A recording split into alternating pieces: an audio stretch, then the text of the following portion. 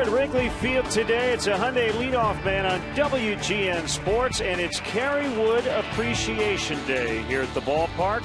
Wood, one of 14 players in Cubs history to appear on 4 playoff teams. Two-time National League All-Star, pitched in the postseason 5 times, and was the Rookie of the Year for that 20 strikeout game back in 1998. We'll talk with Kerry a little later. The leadoff man brought to you by your Chicago and Northwest Indiana Hyundai dealers. Check out the award-winning Hyundai Sonata at myhyundaichicago.com. The ceremony coming up.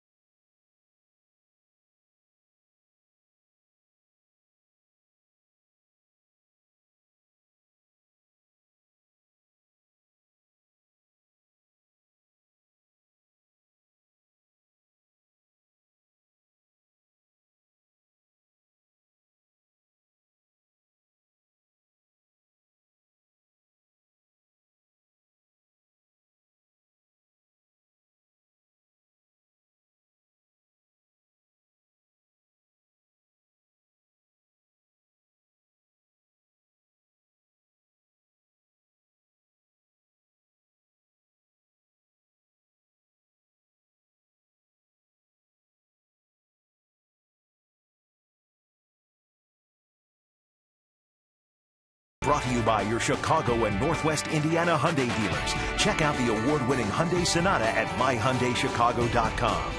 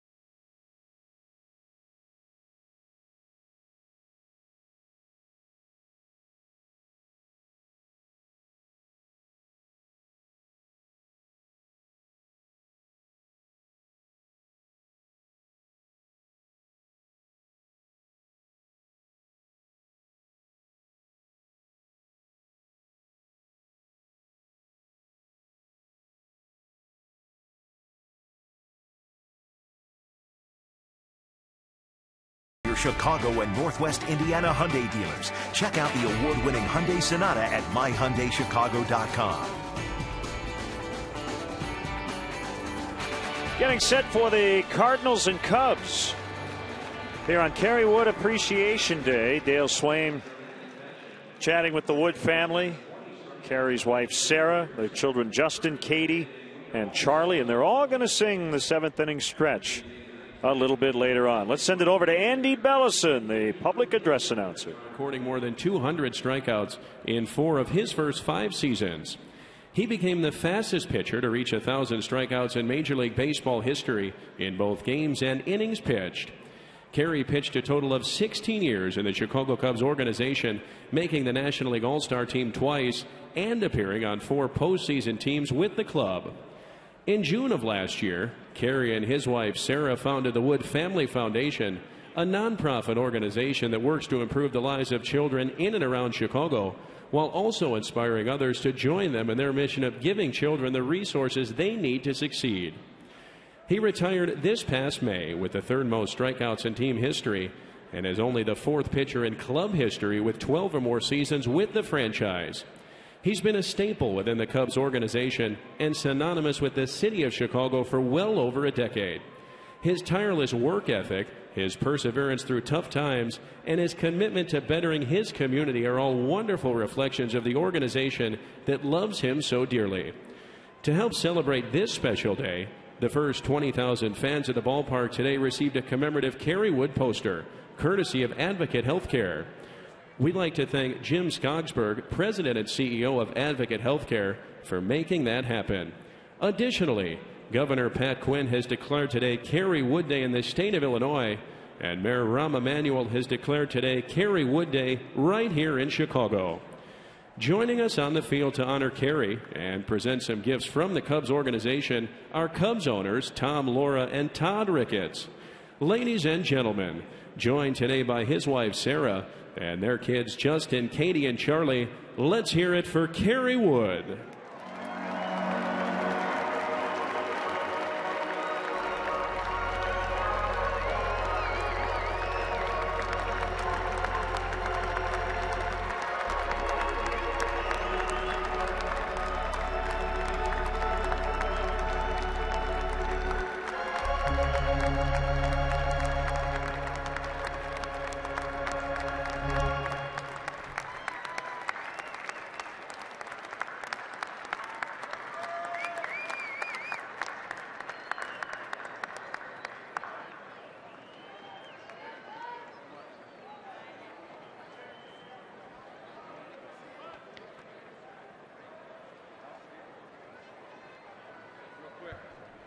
Real quick, thank you guys all.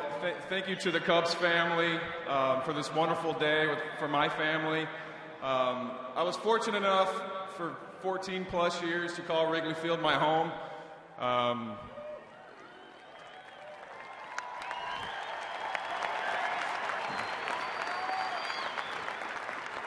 A lot of great memories and a lot of great moments, and very proud and honored to be able to share all those moments and memories with you guys, the greatest fans in baseball. Thank you very much.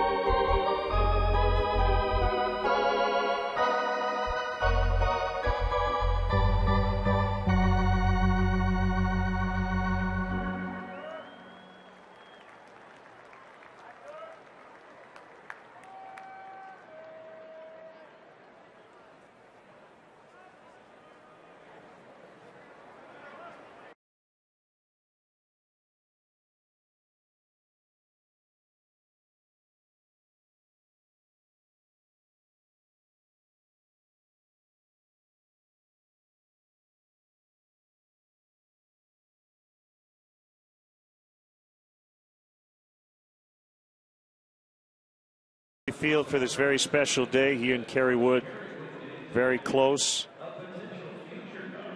And here comes the ceremonial first pitch today. There's Justin, 6 years old, and he'll throw out the first pitch to his dad. Just a bit inside. So we're set for Cubs baseball. The Cubs hosting the St. Louis Cardinals on WGN. Next.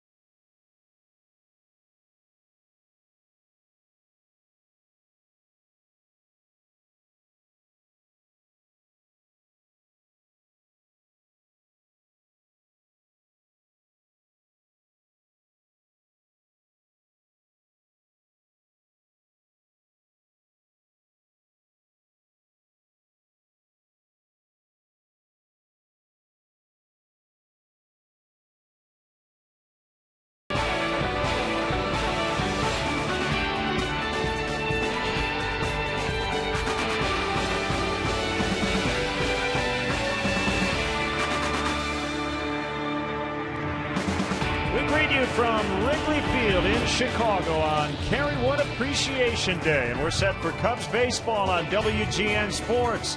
The Cardinals and Cubs will wrap up the season series, and it's a rubber match today. And we welcome Cub fans from all over the country watching on WGN America, America's home for baseball. Great to have you with us. Bob Brenly and Len Casper with you. Nice ceremony. We'll talk with Kerry Wood and his entire family after the seventh inning stretch today. But on the field today, the Cardinals 2.5 games up in the wild card. It got down to a game and a half, but they came back yesterday with a win. Well, that's kind of what you expect from a team that's involved in a pennant race. Carlos Beltran has been struggling at the plate recently, but took a 97-mile-per-hour Carlos Marmol fastball down and in and pulled it out of the ballpark. Those kind of things happen in a pennant race. You expect your veterans to step up, and Beltran did. Kyle Osh for the Cardinals, Justin Germano for the Cubs. Now down to the field, God Bless America, and our national anthem. Followed by our national anthem.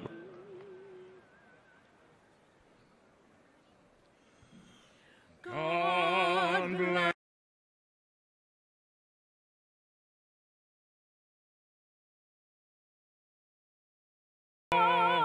Stand beside her and guide her through the night with a light from above. From the mountains to the prairies, to the oceans white with foam. God bless America, my home, sweet home. God bless America, my home, sweet home.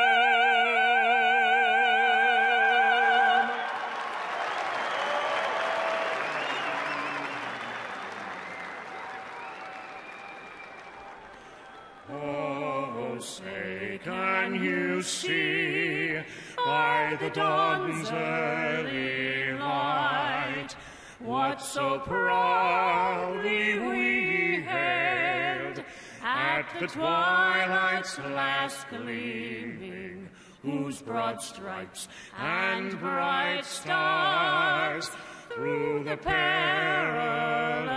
fight o'er the ramparts we watched were so gallantly streaming, and the rockets' red glare, the bombs bursting in air, gave proof through the night that our flag was still there.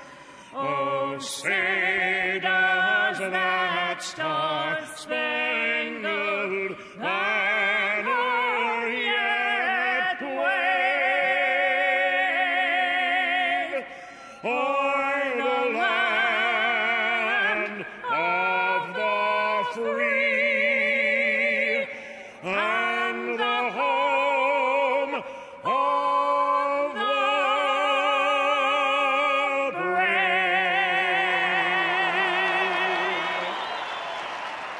It's been a thrilling series. Couple of big ninth-inning homers. Darwin Barney to tie it on Friday. Cubs win it in extras. And then Beltran yesterday as the Cardinals would eventually take Game 2. Cardinals and Cubs plus Stats Sunday coming up.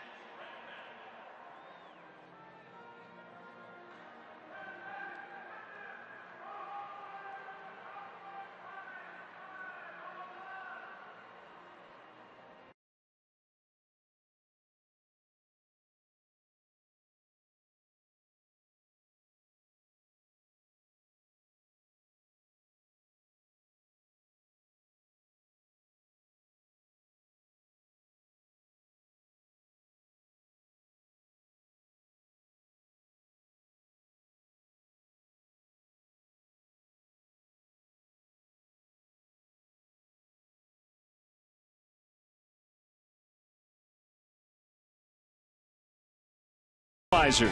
A reminder from Budweiser, great times are waiting, designated driver. Pepsi Max, the official soft drink of Major League Baseball. 0 calories, maximum Pepsi taste. The Illinois Lottery. Do you believe in the power of possibility? The Illinois Lottery. Anything's possible. And by Ford, manufacturers of more fuel-efficient vehicles than any other brand. Check them out at your local Ford store or online at localfordstores.com. Chicago Cubs baseball in high definition is brought to you by Xfinity, your home for the most live sports. Time to take a look at today's Mazda Drive to Victory, and what the Cubs need to do today is to be a thorn in the Cardinals' side. Hopefully in the very near future the Cubs will be in a similar position that the Cardinals are in right now. Let's rain on their parade a little bit. Drive to Victory brought to you by your local Chicagoland Mazda dealer. See your Chicagoland Mazda dealer for a test drive today at driveamazda.com. Really honored to have Joe Posnanski, who I think is the best sports writer in the world, contribute today. Stats Sunday, and he writes on our blog about defensive stats. You can check out his work at sportsonearth.com. He's a senior writer for that website, author of 4 books, including The Soul of Baseball. So we'll have some interesting defensive numbers. And Bob, we've talked a lot about Darwin Barney and Alfonso Soriano and the defensive years they've had. We're getting a little closer. We're still not quite there where the defensive stats are as encompassing as the offensive stats, but we're getting there. Yeah, it's obviously going in the right direction. I think people who are around the game of baseball on a daily basis, you've used the term pass the eye test. Guys, coaches and managers and instructors know who the good defenders are, but now we're gradually getting to the point where you can quantify some of those things that in the past you just noticed with your own eyes. Today's game is available in Spanish on your SAP audio setting, provided by WRTO La Tremenda, Chicago's Spanish language sports leader. Set the umpires for you.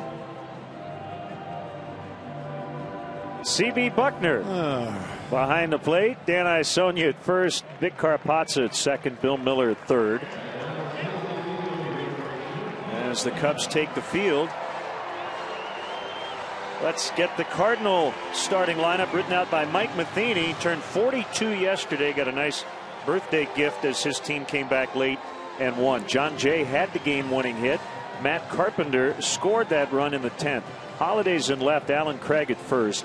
David Freese is at third. Skip Schumacher at second. Tony Cruz in for the injured Yadier Molina. Feels better today, but had those back spasms yesterday. Cosma the shortstop and Loesch the pitcher.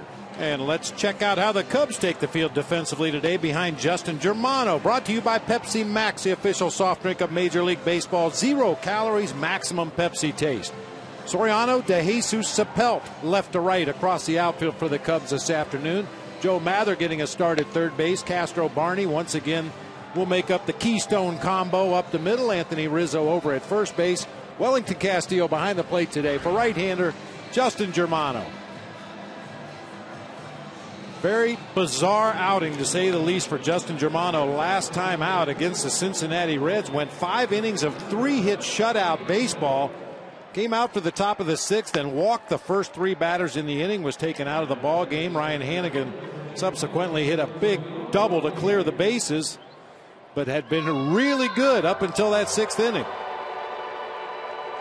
Too many walks. That's obviously the biggest issue from that last start. Trying for his first win since August 15th. He's lost his last 6 consecutive starts, and based on the innings pitched, we'll see a lot of Cubs bullpen today. He has not gone past 5 innings in any of those starts. And here is John Jay, 0 for 5 until the 10th inning yesterday when he doubled home the winning run.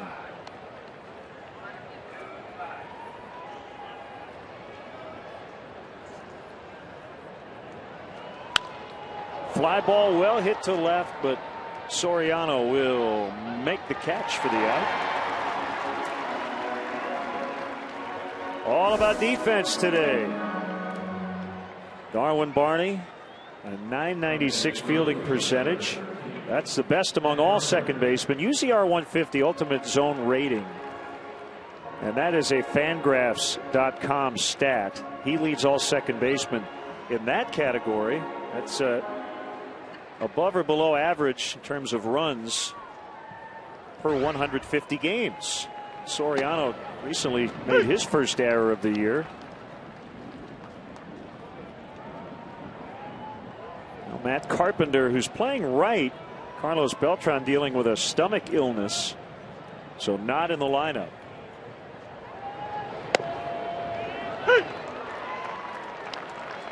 And 2 quick strikes on him. 57 degrees with a northwest wind at 8 miles an hour.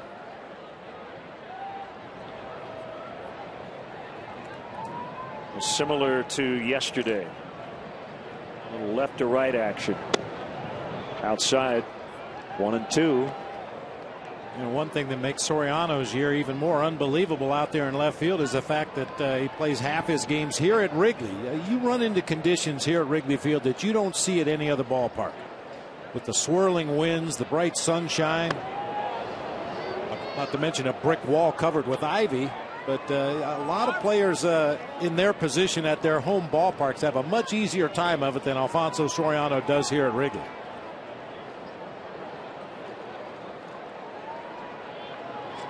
The 2-2 from Germano, and that one smacked into center for a base hit. Let's go back to Alfonso Soriano and his defense in left. He's always had a good throwing arm out there, and I think in the first few years as a Cub, that was the one asset he had in left, but his range has increased, particularly going back on balls.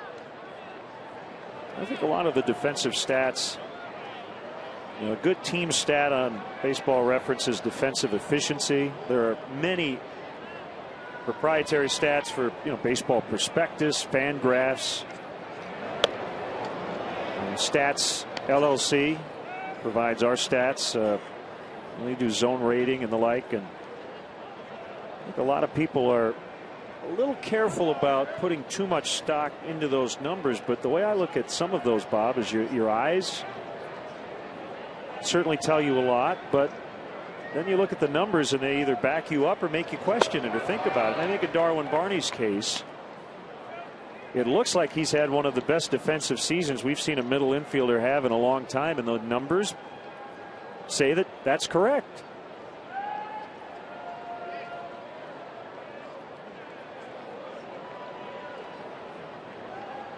The 2-0 to Matt Holliday. Tap foul.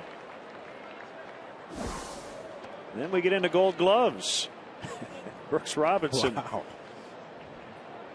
Had to probably build an extra wing in his house just to house all those trophies.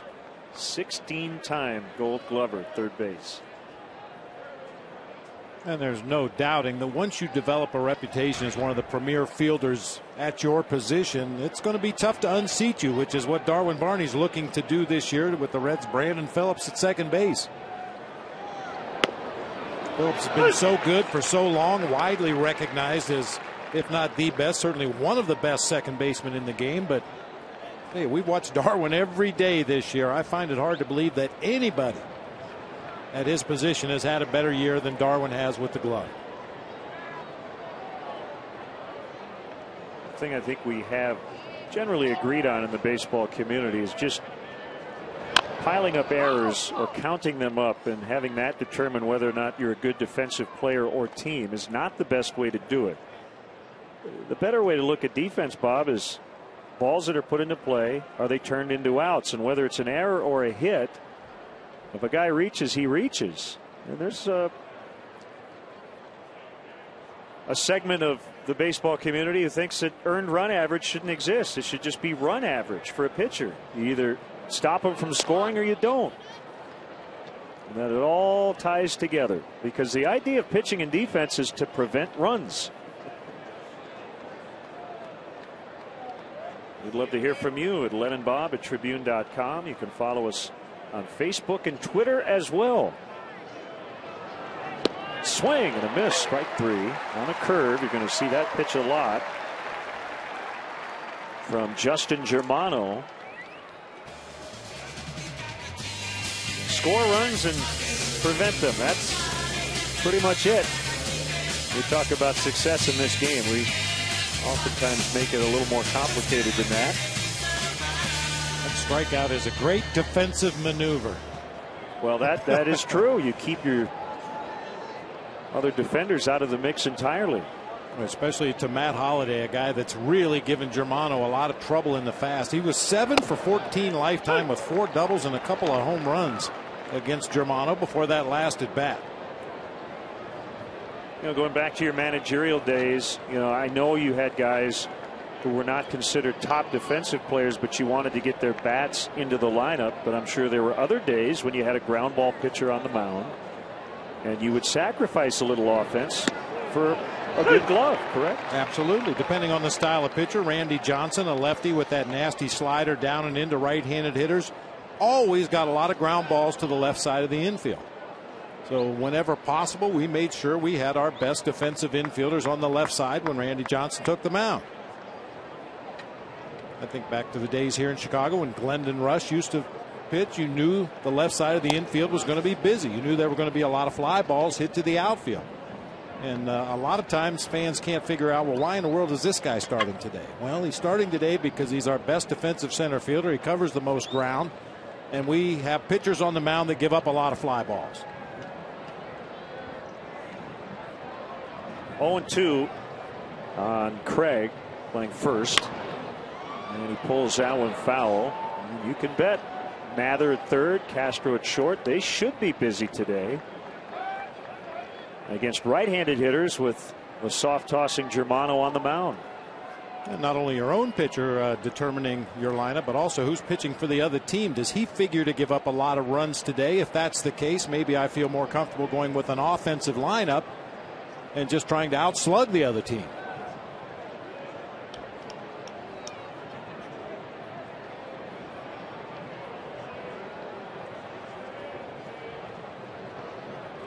Germano made his Cub debut at St. Louis in relief. He actually took the loss.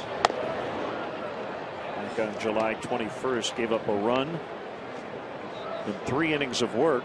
It was the first run of the game. The Cubs lost 12-0 that day.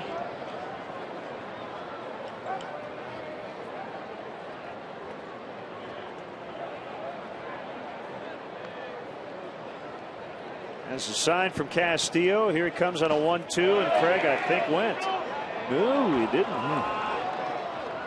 And Sonia made the call at first. Well, as always, we'll get another look. Very close. I think he did check that time. Yeah, Germano, he's had very little margin to work with in his last 2 starts. A loss against the Houston Astros when he actually pitched pretty well. 5 innings, gave up only 3 hits, did not allow an earned run in that ball game. But when he left, they were trailing 1-0. And then last time out, I mentioned against the Reds, he pitched well until the 6th. 3 inherited runners scored. Base hit to left. Carpenter around second where he stops.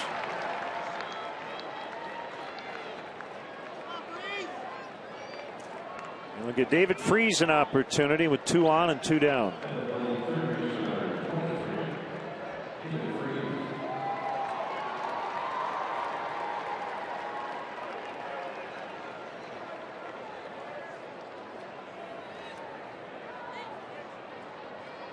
He's hitting 6 straight at a .333 clip. Got on the All-Star team, winner of the 34th man vote in the National League. The curve at 67 for a strike.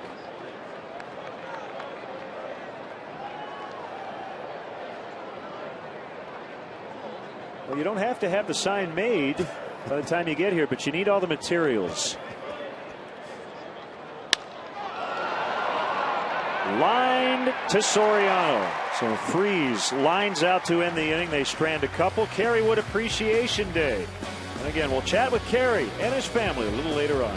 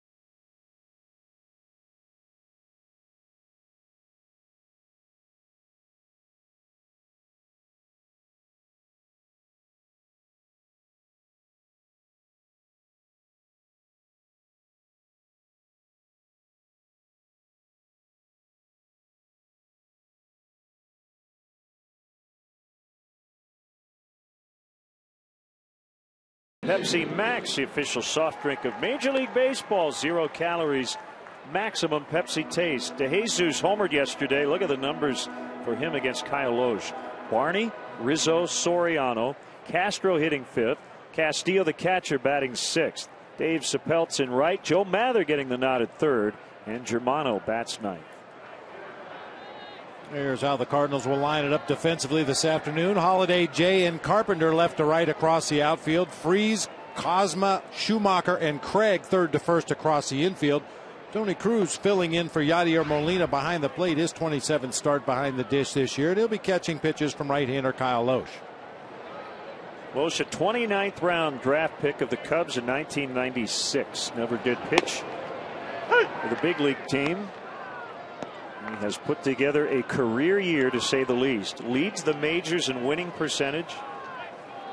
He's 15-3. Making his team leading 32nd start.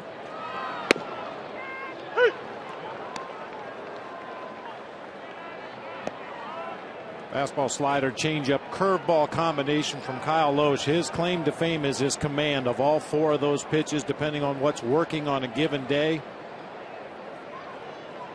Keeps the ball out of the middle for the most part and down. Jesus with a home run to right in the ball game yesterday, and the conditions would say he might be able to hit another one today.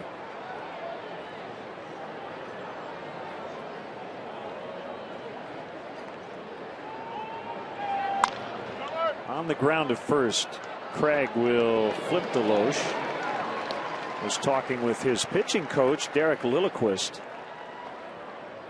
And it's the classic transition that every pitcher who pitches in the big leagues from age 25 to 35, at some point they figure out, you know what, I can't blow guys away anymore with my velocity, so I have to learn how to pitch. And when I asked Lilliquist what's the big key for Loesch this year, he said he's pitching.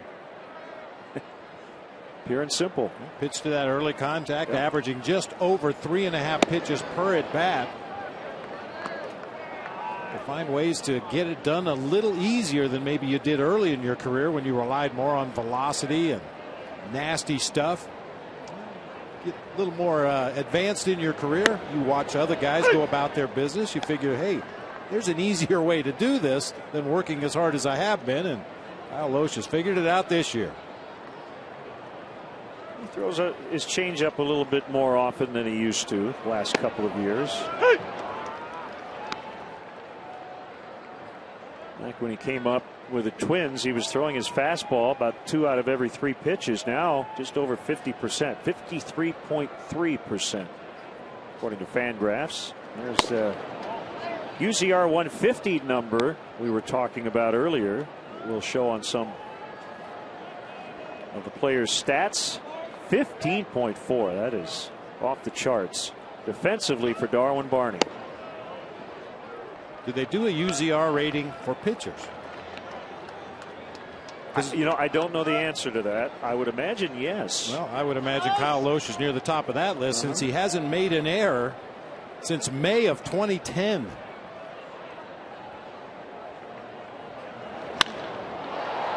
Center field. John Jay will get to the spot.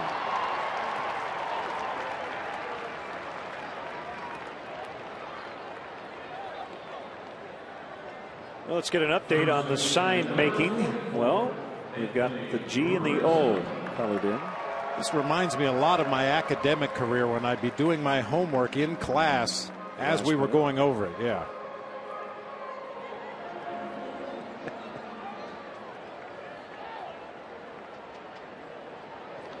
You better pick up the pace a little bit, buddy. I want to.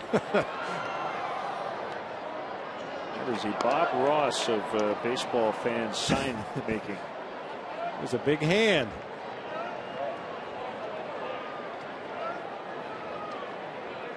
That's the mold they use for the Tony Campana outfielder's glove. Dale Swaim was singing Anthony Rizzo's praises defensively yesterday. He thinks Rizzo could be a gold glover at one point. His poise defensively is pretty impressive.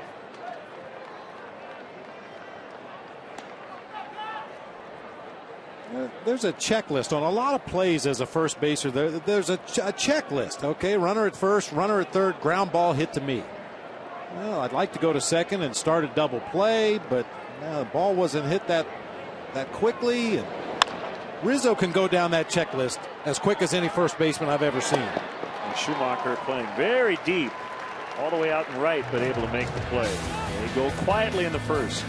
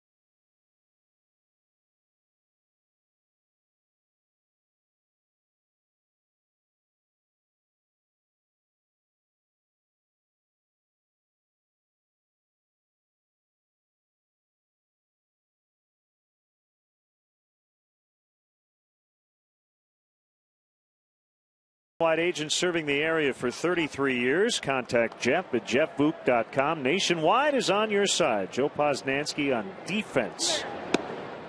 You can read more of Joe's work at sportsonearth.com. Stat Sunday. Skip Schumacher should make the infielders work today. He's a ground ball hitter. He's quickly down in the count, 0-2.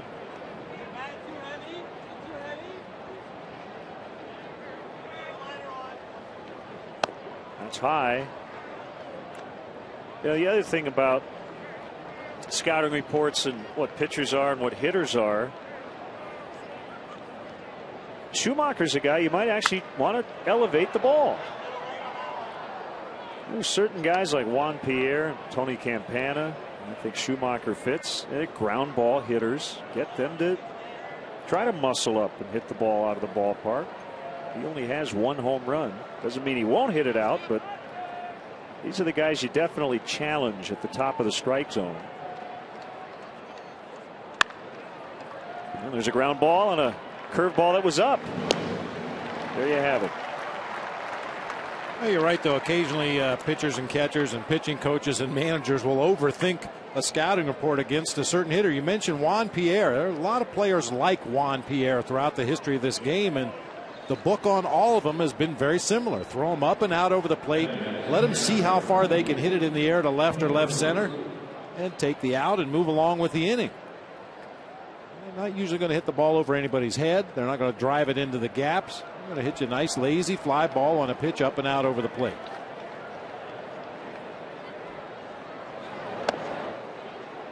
Up and in on Tony Cruz. Again in for Yadier Molina, who had to lead late after trying to avoid a pitch. He tweaked his back.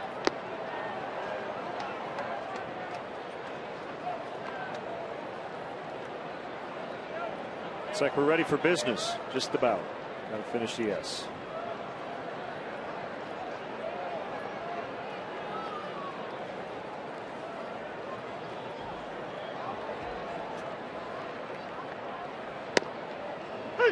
Sinker at 84 for a strike.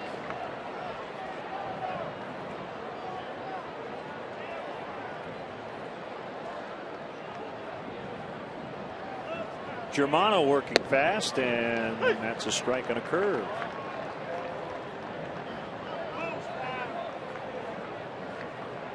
We talked about this in Germano's last start against the Reds. I think it's very important for him to change speeds on that slow curveball. We've seen him throw them as slow as 66 miles per hour. Occasionally he'll get up into the low 70s.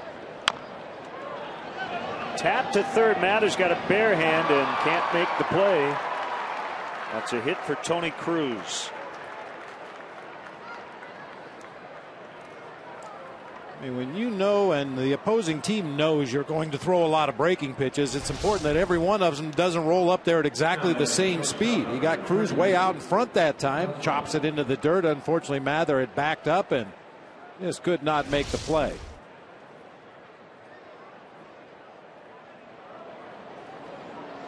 I think that's a good example of where some of the defensive stats get a little tricky.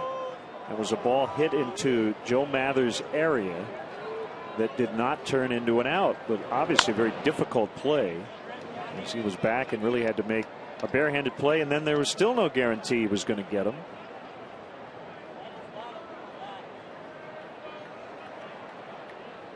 One strike to Cosma. And when you think about a guy like Joe Mather that doesn't play a lot of third base, one play like that in your zone is going to skew your stats for the entire year at that position. It's another chance here. And he makes up for it. 5-4-3. So he gets 2 outs on that ground ball. Darwin Barney hanging in there well. That'll end the Cardinals' second. 0-0.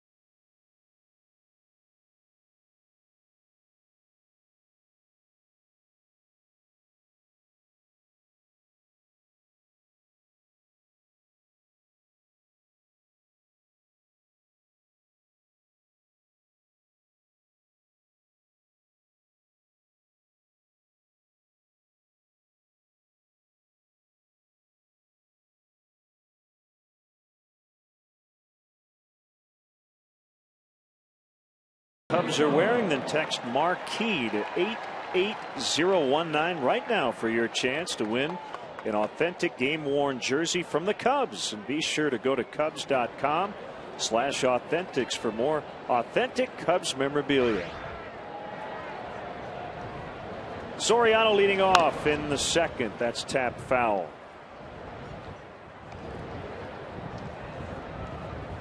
Good career numbers for Soriano against Kyle Loesch. 18 for 50 lifetime with 3 homers and 4 doubles. Offense and defense this year. Two-way player. 4 RBIs off the pace in the National League. Chase Headley with 108. Ryan Braun 107. Soriano tying his career high with 104 knocked in.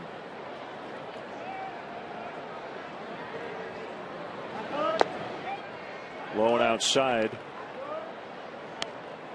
And it's 2-1. Oh, they're making another sign. Rolling now. Prolific sign makers. Nice little side business. Kyle Loesch was a Cardinal opening day starter because Chris Carpenter began the year on the DL, and he took a no-hitter into the 7th in a 4-1 win at Miami in the first game ever at New Marlins Park.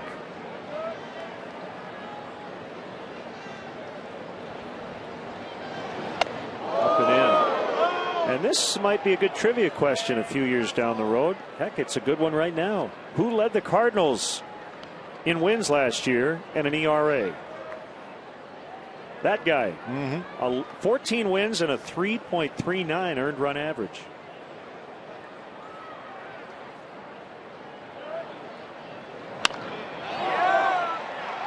Oh, what a play, just to knock it down, and Cosma can't get it.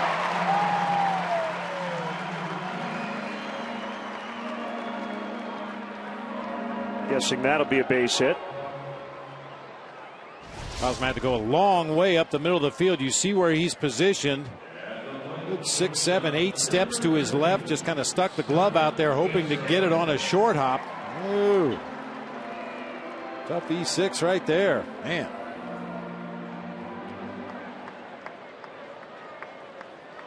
That ball was a little closer to him. I could see that maybe a misplay, but moving that far to his left, it was going to take a miracle play to get that one.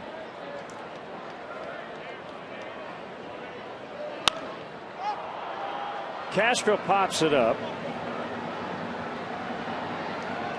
That's caught by Schumacher for the out. Hey, Cubs fans, if you want to manage a game along with Dale Swaim, log on to WGNTV.com right now and click on the WGN Sports Game Zone banner to connect to all the up-to-the-minute stats and information while you're watching at home. Game Zone is sponsored by The Great Escape. Pools, patio sets, play sets, hot tubs, and more. Bob Rosenberg has now given Soriano a hit, which we think is the right call.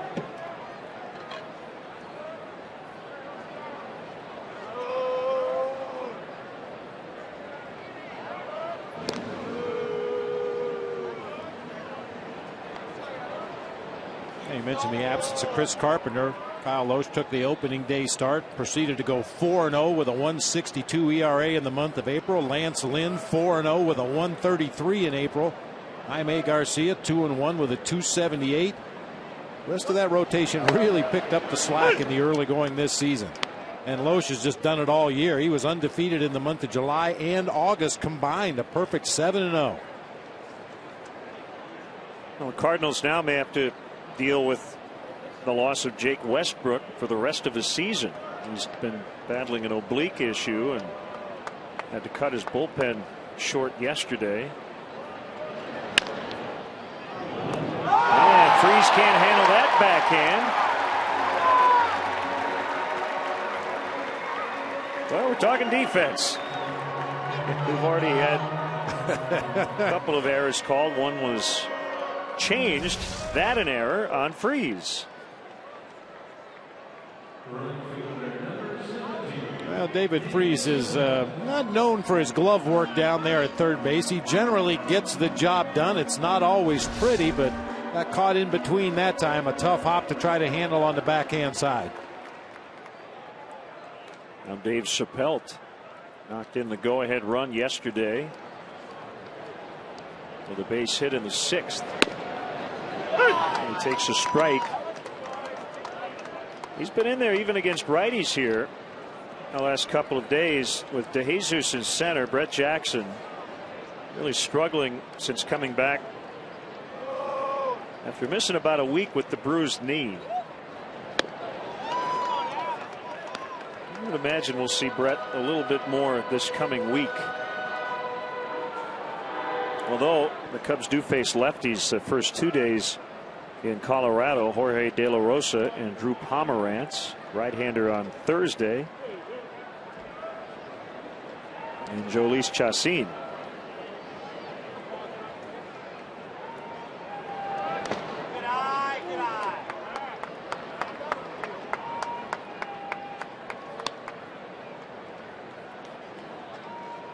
Pretty big shoes to fill defensively for Tony Cruz anytime he's in there for Yadier Molina.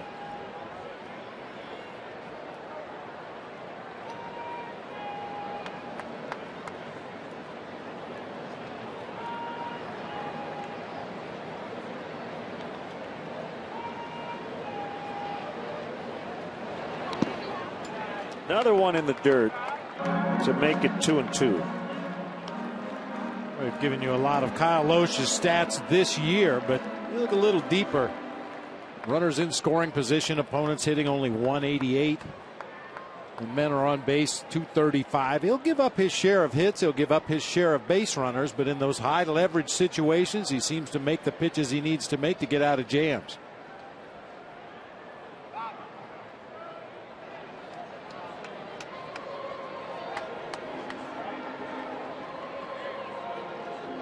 Loesch listed at 6'2", 210, 33 years old, born in Chico, California.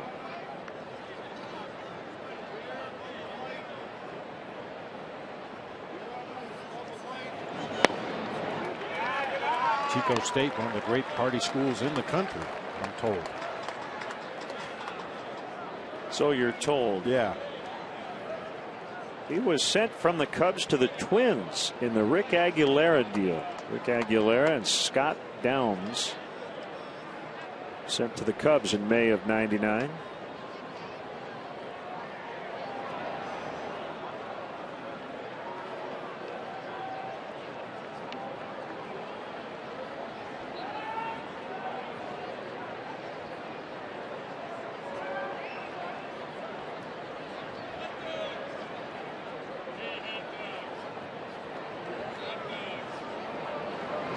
Swing and a miss.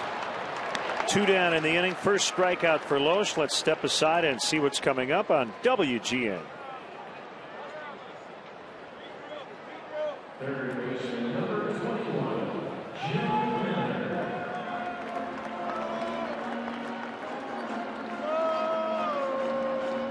Former Cardinal Joe Mather with 2 on and 2 down.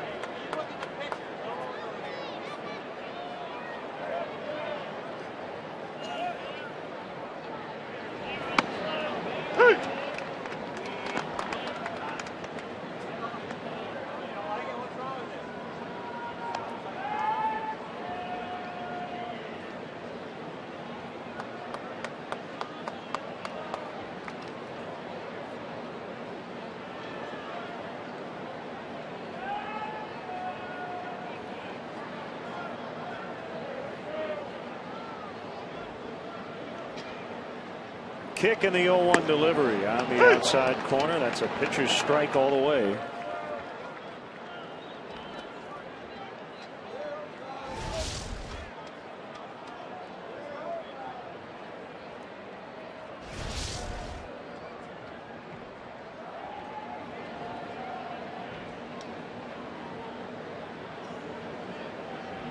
Soriano takes off for third, and he's safe. They're going to give it to you, take it. Meanwhile, 1 and 2 on Mather. The fountain of youth continues for Alfonso Soriano. You like to see that every once in a while. I think more than anything else, he's just looking for opportunities. A lot of teams don't pay much attention to Alfonso Soriano. That time, the 2 middle infielders for the Cardinals were split wide up the middle of the field, and Alfonso got such a big lead, he said, I know I can make it to third base. He's taking advantage of those opportunities when they present themselves. Off the plate inside.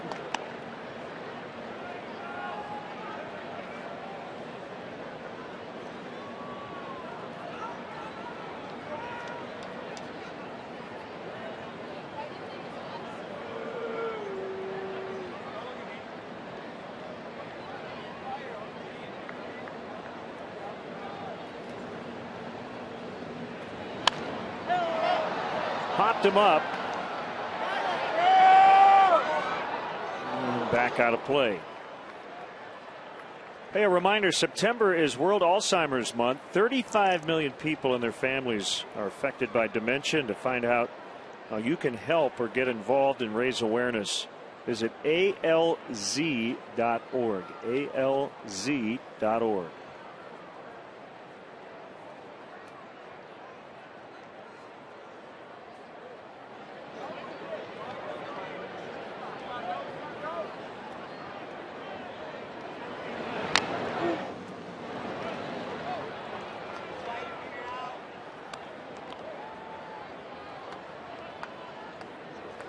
We mentioned this before. Kyle Loesch went 3-18 at the AA level in 2000. Just kept plugging away. And sometimes it's your physical gifts that will allow you to hang around until you figure it out. Guys have a big arm or a nasty breaking pitch, but just haven't quite harnessed the emotional part of pitching. Other times guys have that makeup, but they just don't have the stuff, and it takes a while for everything to come together. Learn how to use the stuff that you do have with that good bulldog mentality out there on the mound. It was legit. He had a 6.04 ERA, 3-18 with New Britain in the Eastern League. Now they're out in front. So even if you are a prospect, when you have a year like that, you're not anymore. Go from a prospect to a suspect rather quickly. The following year, he was in the big leagues with the Twins.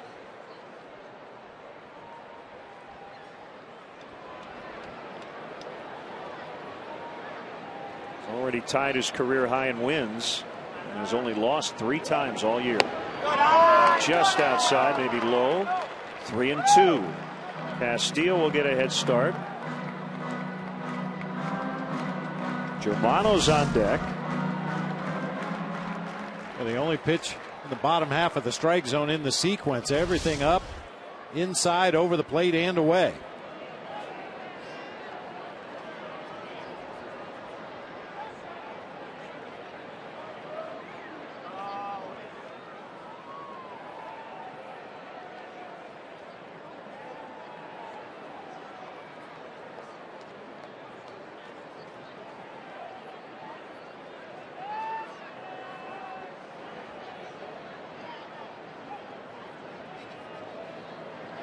Castillo, and that one in the dirt to load him up.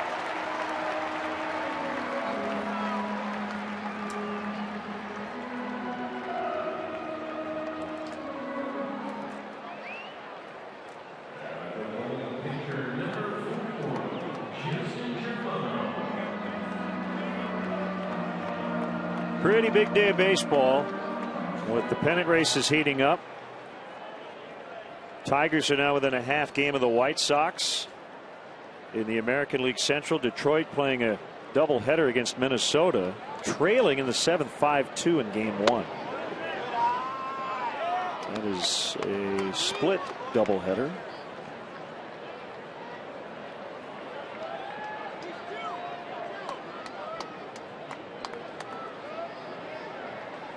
Cardinals' closest pursuer, the Brewers, leading at Washington 2-0 in the 4th. Milwaukee 2.5 out for that second wild card.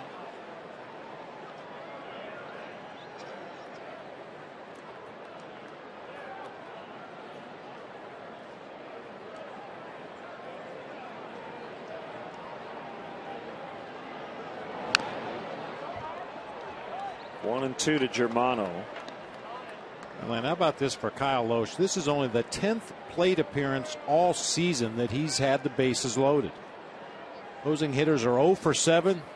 He has given up a sac fly, has walked a batter one time with the bases loaded, but only the 10th time all season he's faced this situation.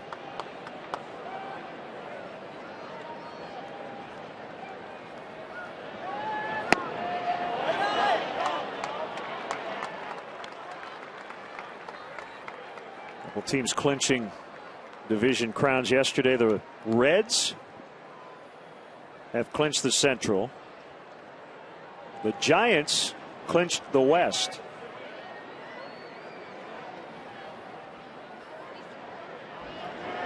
Fouled back, still alive. Dusty Baker don't have the update at the moment, but I think he's still in Chicago in the hospital. was the word at last check. And we certainly wish him the best. Absolutely. Congratulations to his team. It's just very unfortunate he wasn't able to be there and celebrate. Called strike 3, and that will end the inning. Cubs leave them loaded.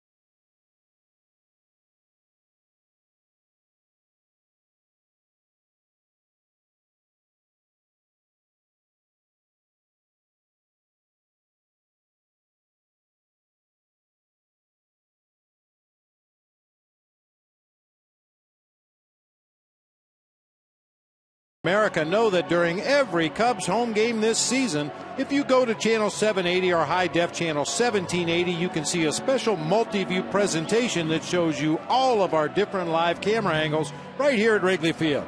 It's pretty cool. So if you want to direct the game along with Skip Ellison, give a look to AT&T U-verse channel 780 or high def channel 1780.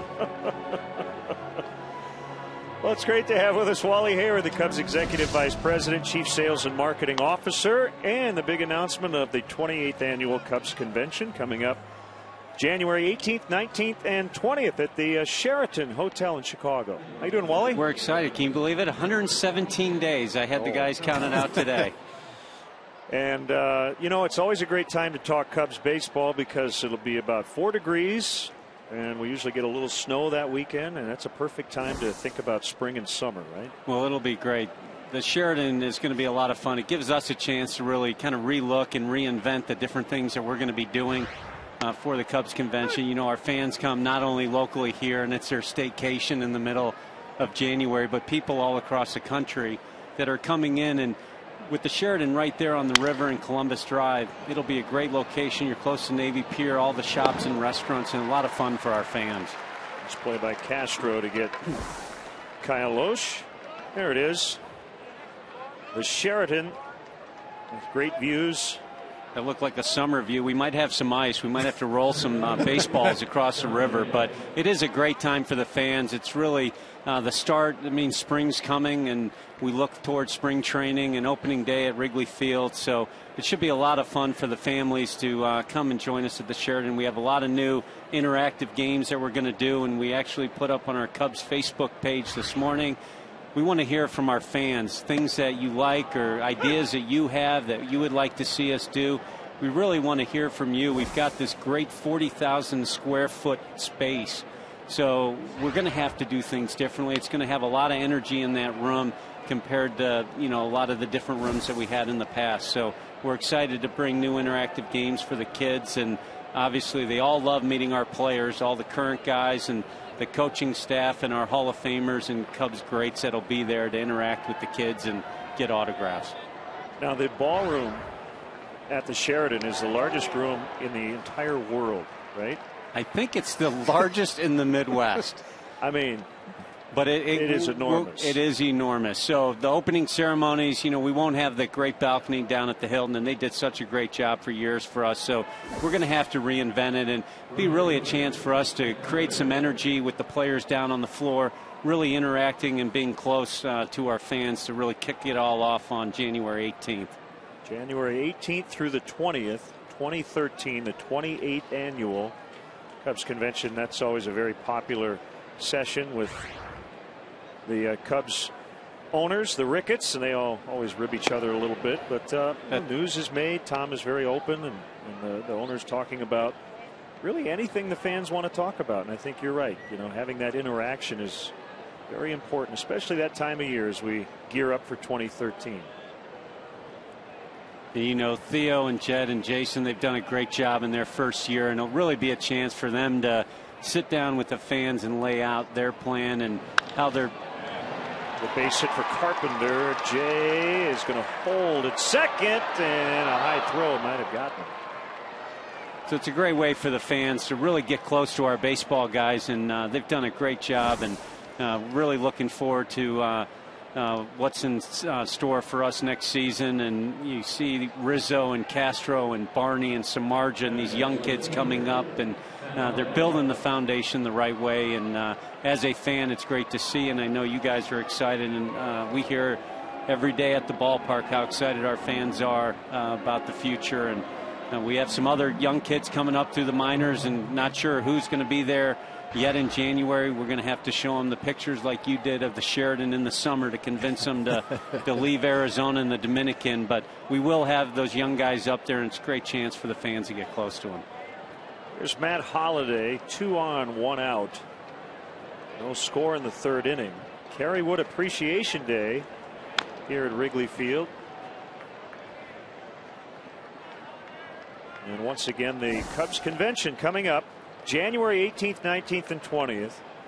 Call 800-233-4100 to book a hotel room, and always go to Cubs.com for more information. And the tickets will go on sale for the convention coming up. We'll keep you posted.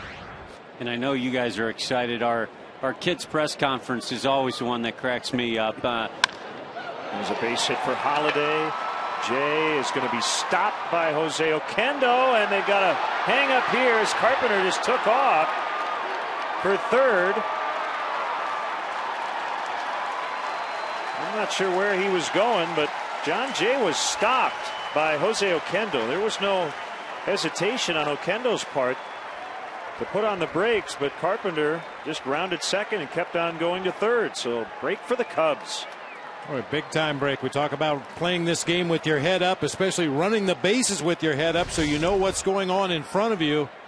One of the cardinal mistakes of the game. DeJesus comes up firing to home. Rizzo in a good cut position. You can see in the back of your picture there. Carpenter just out of control, sliding headfirst into third base while John Jay is standing there. The runner who was already at the base is entitled to the base, so Jay will stay. Carpenter will head back to the dugout. So 2 outs, and it's Alan Craig. Wally, you were talking about the kids' news conference. Yeah, I'm sure the kids will ask a question about that play, but you never know what you're going to get, and that's the fun thing for our current guys and even our Hall of Famers is hearing what the kids are interested in. That one just missed on a curve. Most of it's usually non-baseball related. What's on your iPod? What's on your iPhone? What's your favorite movie? How do you like your butter, popcorn? It's all in fun, but it keeps our guys on their toes, and I know the families love bringing their kids out for that one.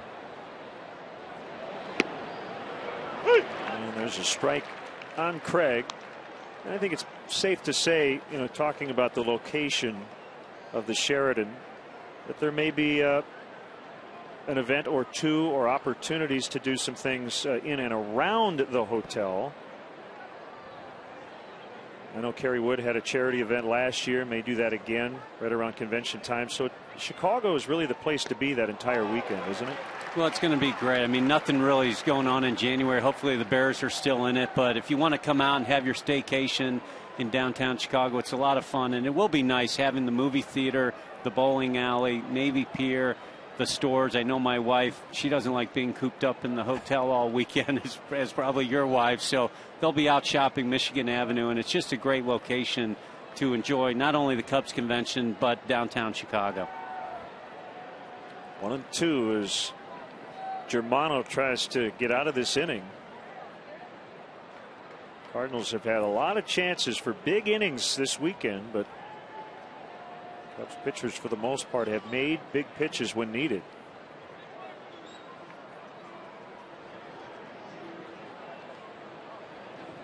There it is. Knocked down by Castillo. Holiday will advance on a wild pitch.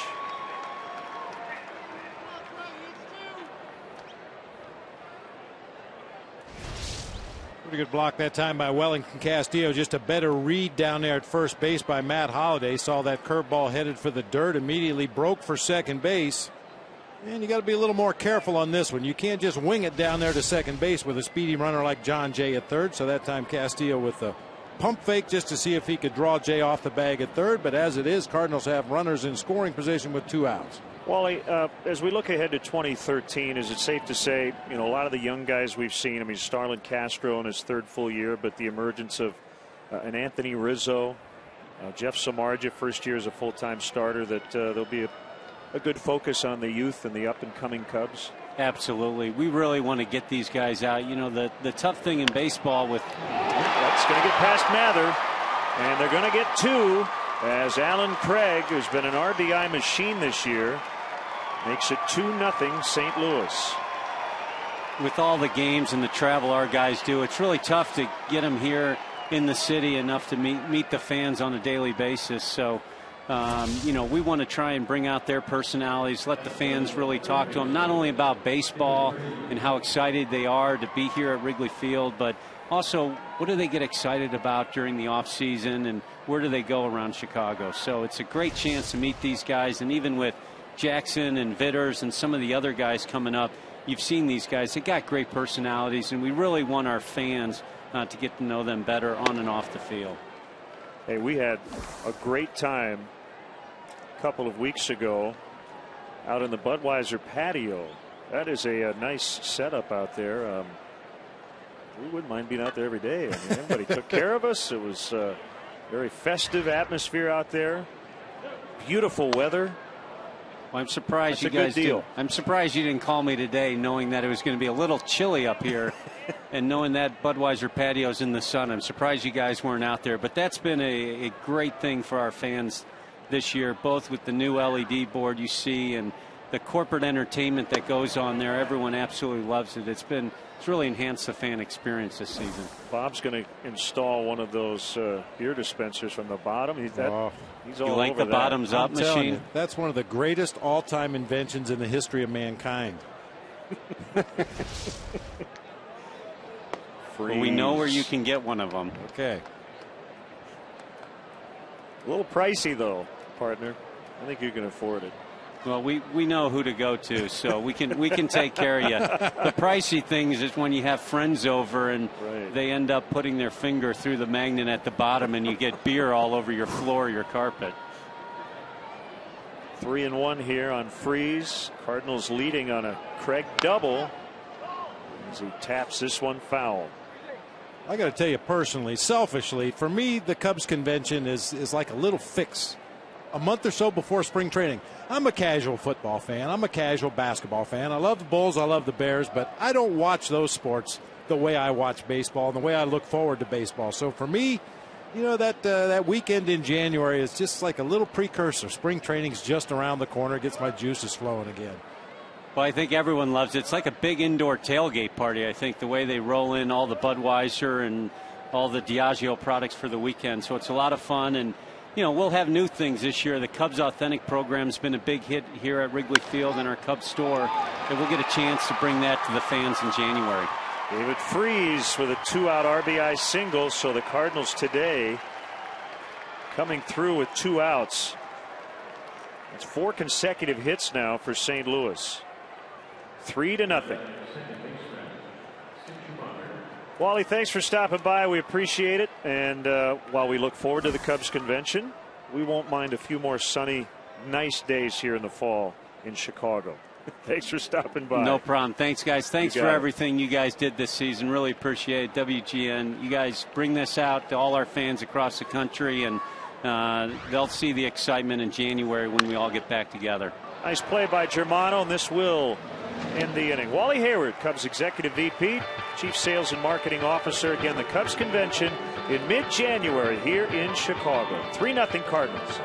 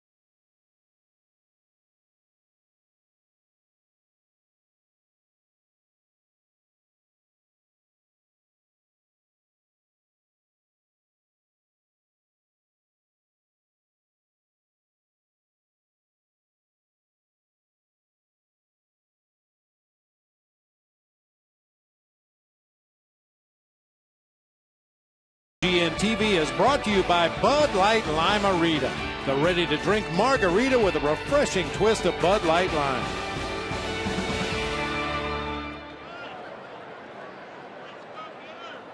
Kyle Lohse now trying to improve to 16-3, and he has a 3-0 lead in the bottom of the third. Cubs wrapping up a 10-game homestand. They've won 3 of the first 9.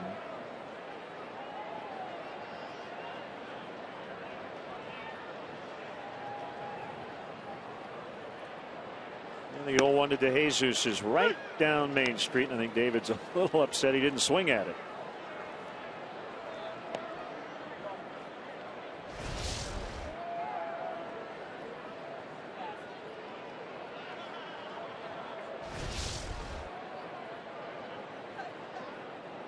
Well, Lohse is the kind of pitcher that can get you guessing up there at the plate. He, as I mentioned, can command 4 pitches when he's on top of his game.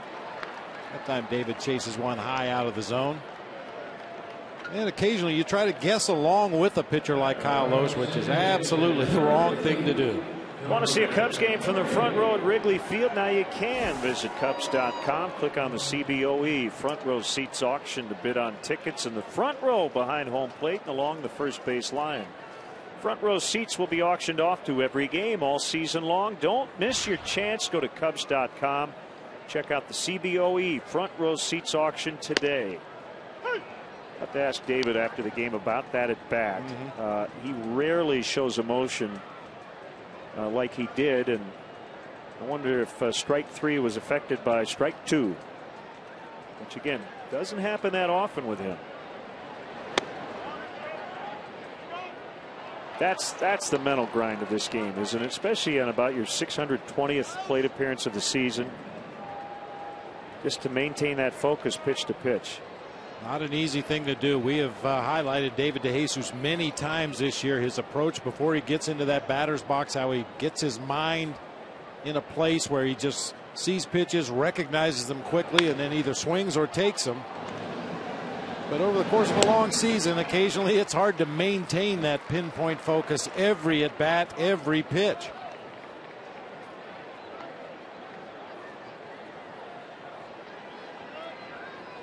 I want to say hi to Dottie LaRue from Red Oak, Iowa. Watches every game here on WGN. Hope you're having a great Sunday, Dottie.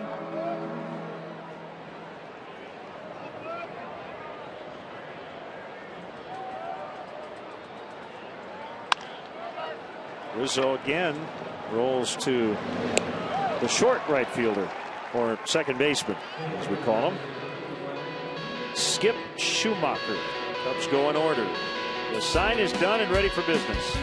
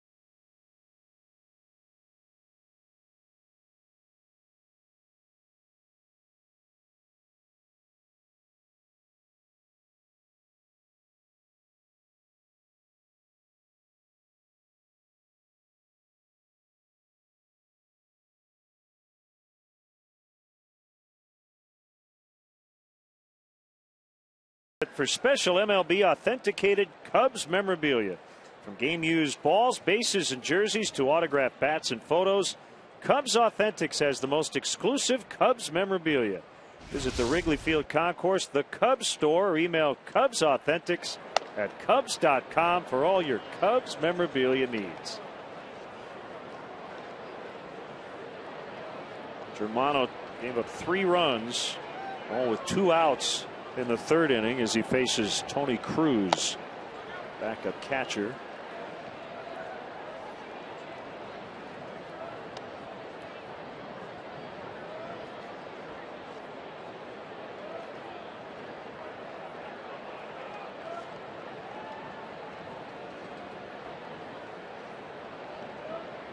Cubs will lose this season series.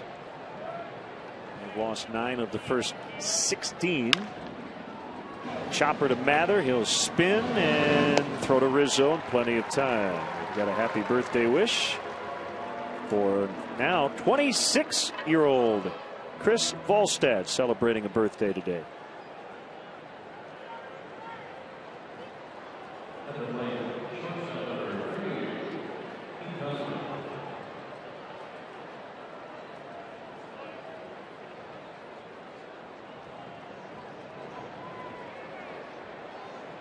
After today, only 9 games to go. 6 will be on the road as Cosma parks one into left.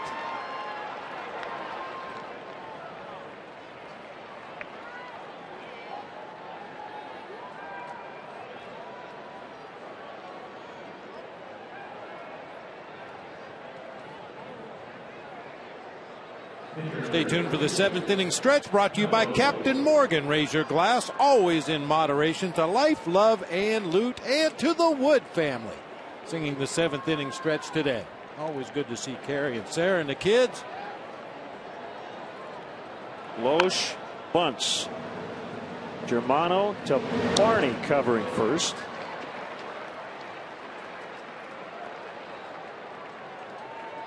By the way, in terms of Darwin Barney, as we're talking defense today, he has a National League single season record with 137 consecutive errorless games at second base. Today would be 138 if he gets through this game with no errors. He could tie the major league single season errorless streak by a second baseman by the end of the Rockies series. Placido Polanco 141 in a row for the Tigers in 2007.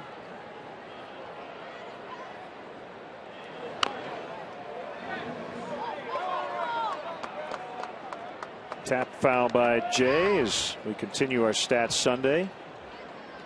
According to Total Zone Rating, BaseballReference.com, these are the best defensive players in history. And I don't think too many people would argue with that list. At least the fact that these guys were all great defensive players. You watch Andrew Jones at this stage of his career, and obviously he's not the same player he was throughout most of his playing career. But when he first came up in the early part of his defensive career, there were none better. Sean Smith came up with Total Zone Rating. You can read more about that on our blog. Joe Posnanski's blog feature today. Yeah, at his best, Andrew Jones, just the smoothest center fielder we've ever seen. Called strike 3 to get Jay. 3-0 St. Louis.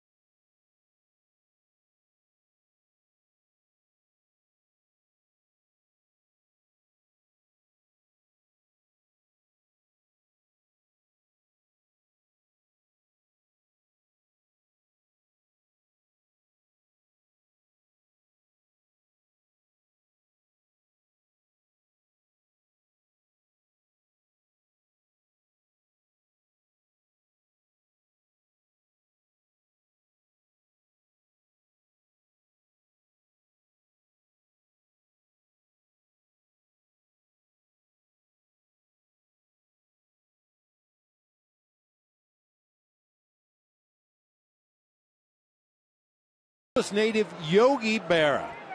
I mean, maybe the best of all time behind the plate when you consider he was an 18-time All-Star, played on 13 World Championship teams, 3-time Most Valuable Player, inducted into the Baseball Hall of Fame back in 1972. I think a lot of people that aren't familiar with Yogi's playing career associate him with all his malaprops and some of his misuse and abuse of the English language from time to time, but during his playing days, he was one of the best, if not the best. Xfinity Home offers state-of-the-art features that help you stay connected to your home and family anytime and anywhere. On a 2-0, Soriano pops it up. This is John Jay.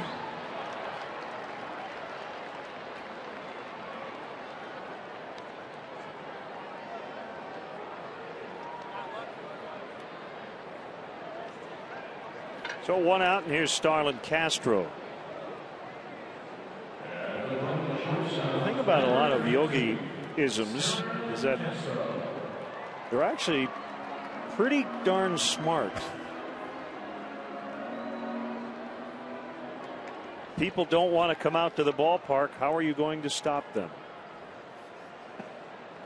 Nobody goes to that restaurant anymore. It's too crowded. Yes.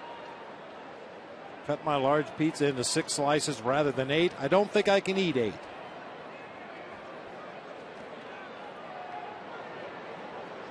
come to a fork in the road, take it. Pitch from both sides of the plate. He's amphibious. As Castro with a base hit.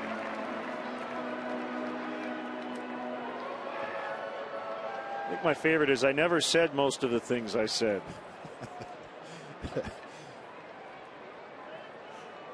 Catcher number 53. It ain't the heat, it's the humility. These are all T-shirts, right? Absolutely. You just see them all. Deja vu all over again. Game isn't over until it's over. That's a clown question, bro. No, that was somebody else. Yeah. I think Little League is wonderful. It keeps kids out of the house.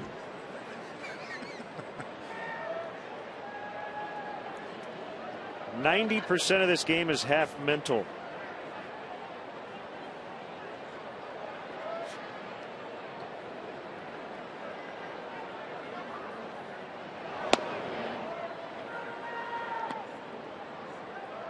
You can observe a lot just by watching.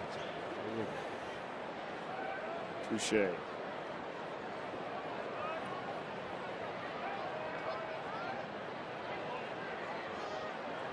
One and one. Wellington Castillo, the batter. Castro at first. And the sliders outside.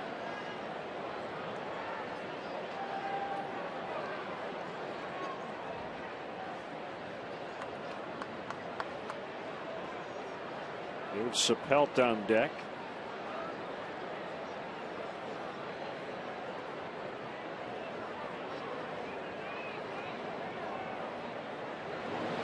Swing and a miss.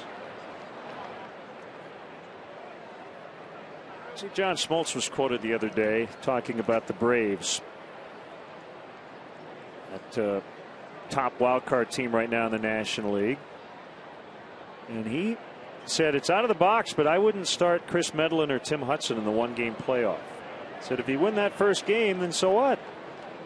Your best chance to win the World Series is line up your rotation in the division series the way you want to. That one drilled into the left field corner for Castillo. Castro's going to be sent toward the plate by Pat Listash, and he will score. 3-1. They're on the board.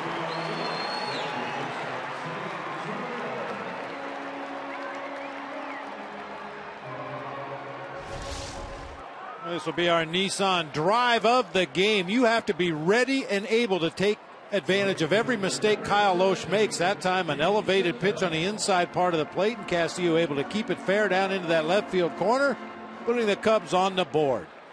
Get to your Nissan dealer for special offers. Nissan, innovation that excites. Visit ChooseNissan.com. Well, Freddie Gonzalez kind of laughed off those comments. You know, John Smoltz can say whatever he wants. Freddie would probably not have his job if he decided to start their 5th starter for the 1-game wild card round. But considering this is a new thing, it will be interesting to see what teams do. And how about the 25-man roster, Bob? I believe that round is separate from the division round. So you wouldn't even want to put your starting pitchers on your roster, correct? The guys who are not pitching in that game. The only possible exception I could see is if you do the old bait and switch.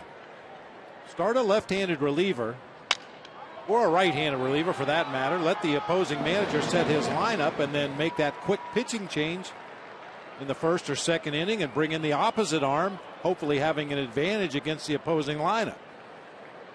But yeah, there's really no reason to carry the other 4 starters on that on the roster for that first game.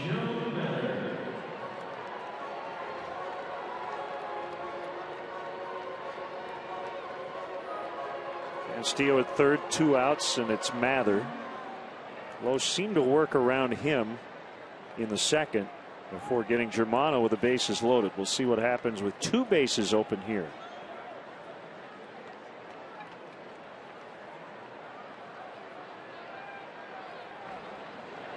He pops it up, foul territory. Craig trying to find room. He can't. And to navigate around the tarp as well.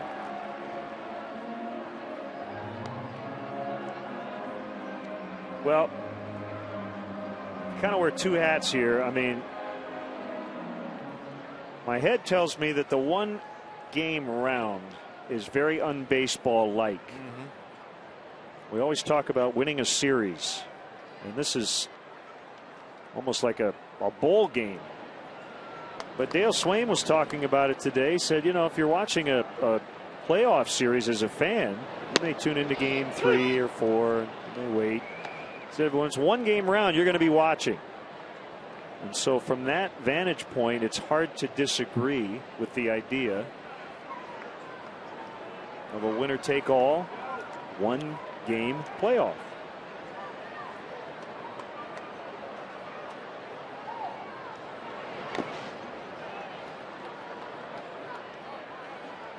I think the manager of the winning team in both leagues in that 1 game round will love the idea and the loser will hate it.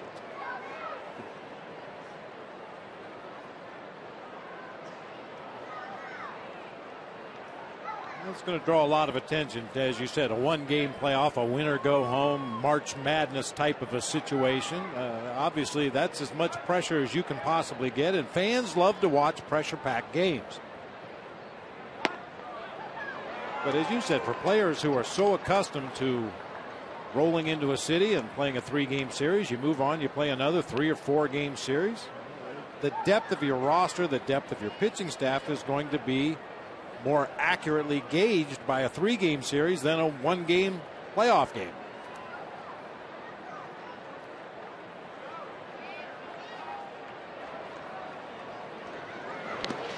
That gets by. Castillo on his way to the plate. He will score 3-2.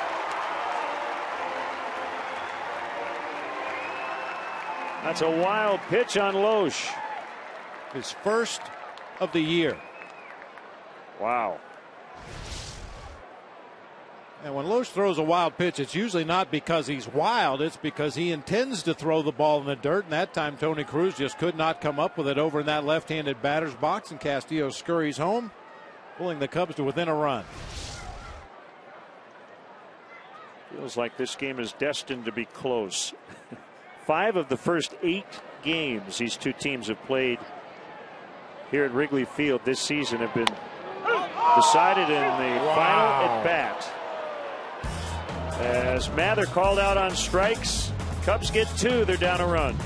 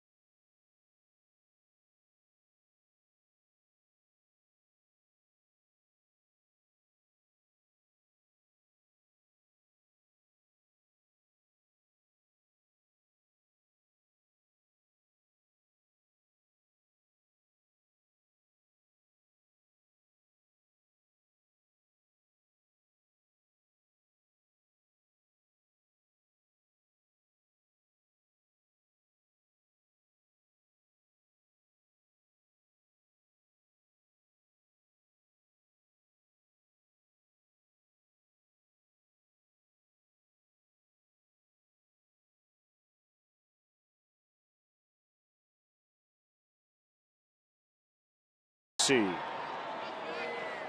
Look away. Look away. Oh, man. Get called out on that pitch. That's brutal. Well, at least it took 4 innings before CB reared his ugly head in the ball game today. 2, 3, and 4 for the Cardinals. Carpenter is 2 for 2, but he ran into an out in the 3rd inning.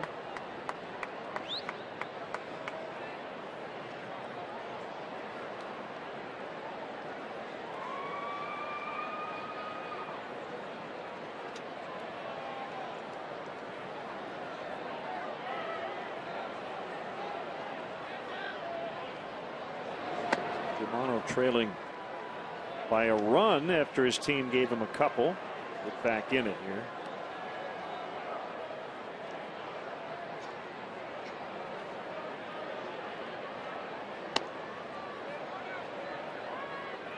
Now, this was one of the matchups in this Cardinals lineup that I was a little concerned about going into this game. We talked about Matt Carpenter in yesterday's ball game, a little bit of a slider speed bat. You can overpower him on the inside part of the plate or up in the zone with good fastballs. Unfortunately, Germano, more of an off-speed pitcher. And that, a lot of times, is right in the middle of Matt Carpenter's swing.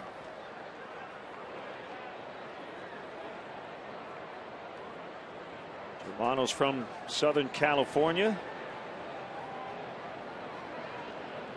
Cubs got him from Boston earlier this year. This is his 5th major league club. Padres, Reds, Indians, Red Sox, and now the Cubs.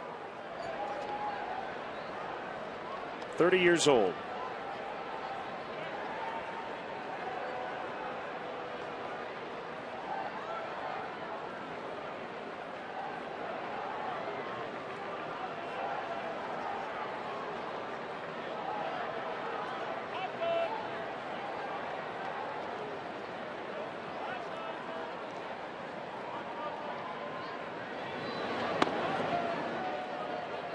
Full count, 3-2. Holiday will bat next.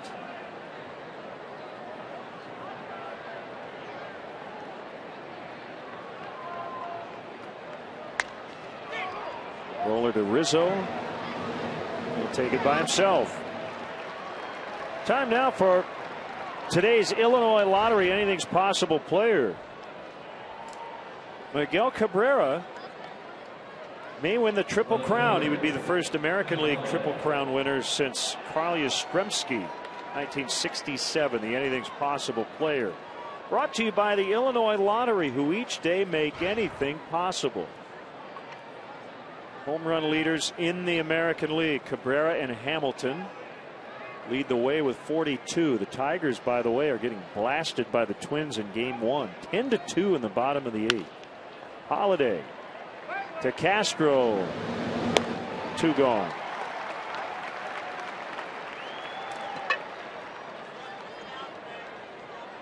It's even more impressive for Miguel Cabrera because the ballpark that he plays half of his games in is not really a great home run hitter's ballpark. Josh Hamilton playing down at the ballpark in Arlington. Well, we know there's a jet stream out to right center. The ball carries extremely well. Not to take anything away from Josh Hamilton's numbers, but a little easier to hit home runs in that ballpark than at Tiger Stadium.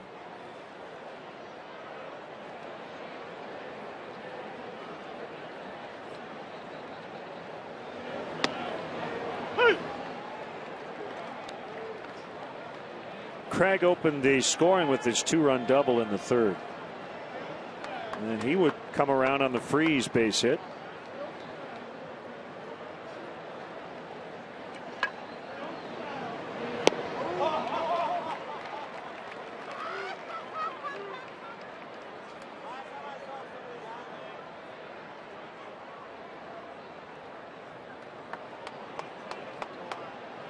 Swing reminded me a little bit of Mark DeRosa.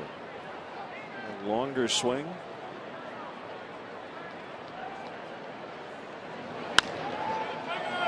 Into right, and he's 3 for 3.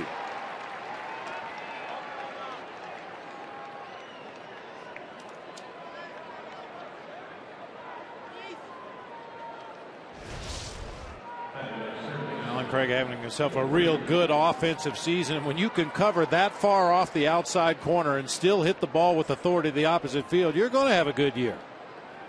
He's very quick on pitches from the middle of the plate in, can extend his swing on pitches away like that one. Got an email from Steve O. Bob, why does Wellington Castile wear a catcher's helmet with a visor forward? It seems to be uncomfortable. It does shade your eyes a little bit more there. That area on the top of the cage right there, when the sun is directly overhead, it shines right through the bars and into your eyes. You can barely see the bill of that helmet. It just kind of covers up that area on the top of the mask, keeps the sun out of his eyes a little bit. That's not a new thing. I played with actually the younger brother of Rick Dempsey, a young man by the name of Pat Dempsey. Well, he was a young man at the time. That was back in, 1980, the first time I ever saw a catcher do that.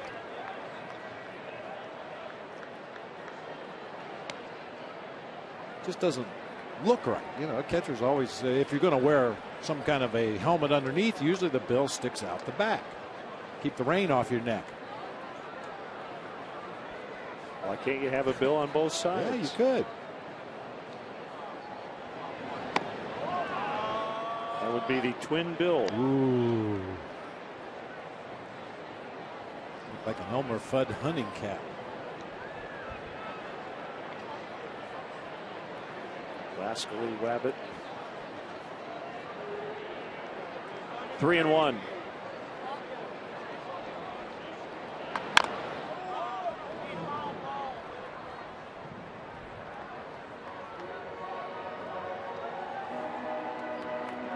That's a good catch, though, Steve O. Is that Steve O? Is that who it was?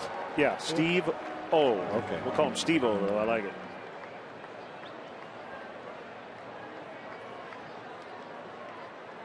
One of the ball boys today, Vincent Virgilio from Elmwood Park.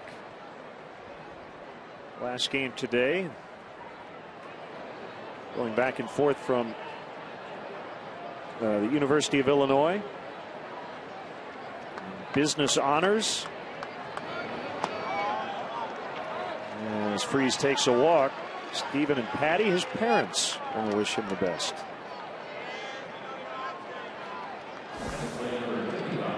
There you go. I thought he had a bill on the back, too. I guess not.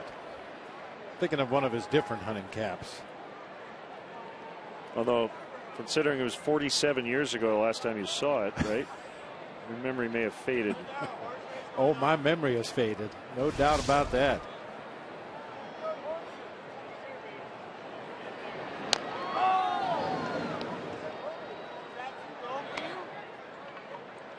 I want to send out congratulations to my buddy Paul Moran, who was inducted into the Wheelchair Softball Hall of Fame recently. He participates for the RIC Cubs Care Cubs.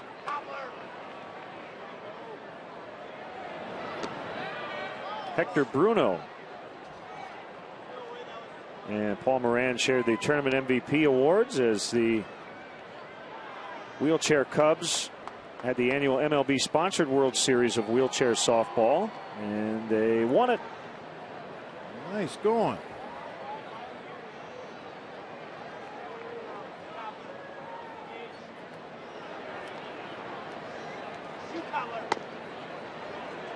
Was among the MLB sponsored teams. So congrats to the Cubs.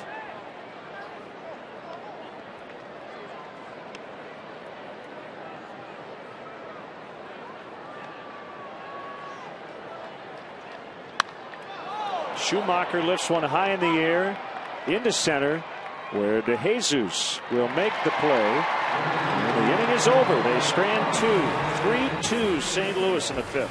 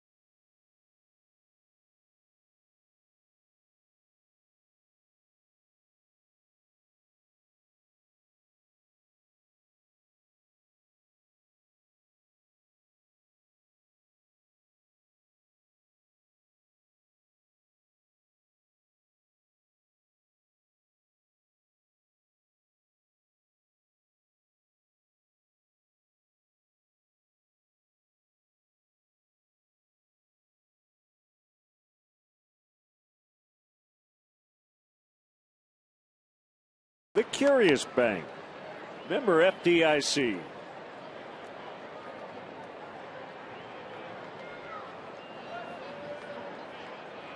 1-0 pitch to Germano is low. 2-0 on the Cubs pitcher.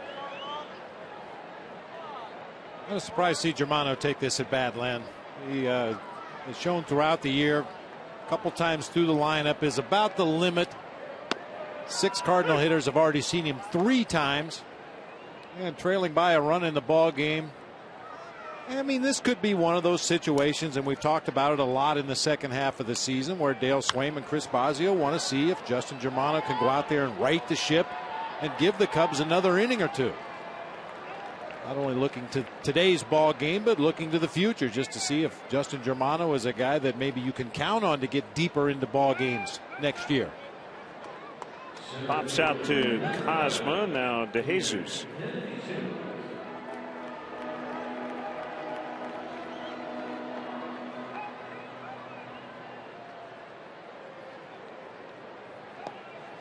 Pirates leading today 4-0 at Houston in the bottom of the 5th. Lost again last night. They're 5th in a row. They're 6.5 behind the Cardinals in the wild card. 3 games under 500.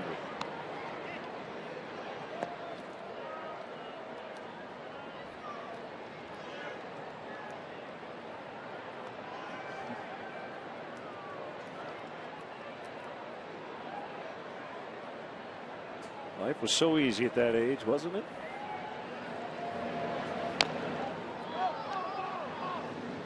Spend all that time trying to grow up.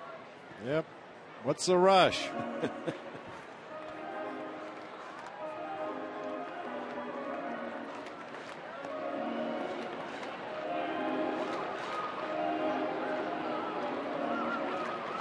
Well, a wild one in New York yesterday as the Yankees overcame a 4-run deficit to tie the A's in the 13th and then won it in the 14th.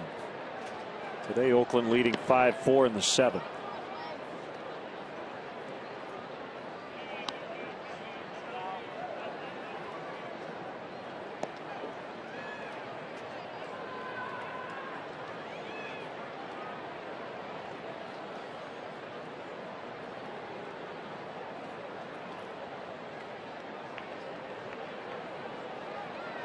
A wind in the 1-2.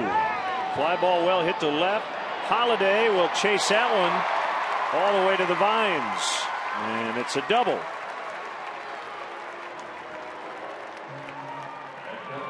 Let's take a look at our Ford upcoming Cubs schedule. We're on the air early on Tuesday, 7 o'clock for the leadoff man. We'll have a nice long chat with Jeff Samardzija about his 2012 season. And then next weekend we're in Arizona against the Diamondbacks. Ford, manufacturers of more fuel efficient vehicles than any other brand. Check them out at your local Ford store or online at localfordstores.com. Chance to tie it here. With DeJesus at second and Darwin Barney at the plate. Only 1 out.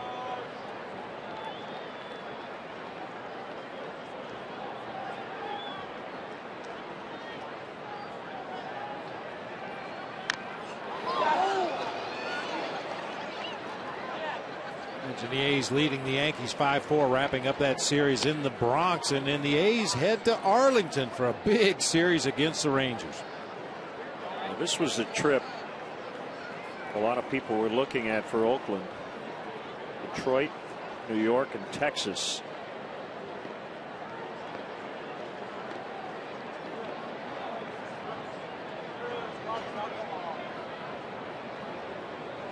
I think Tony Cruz bitten by that last foul ball. C.B. Buckner giving him all kinds of time to regroup back there behind the plate. Keeps flexing that throwing hand as he gets back into his crouch and gets ready to give signs.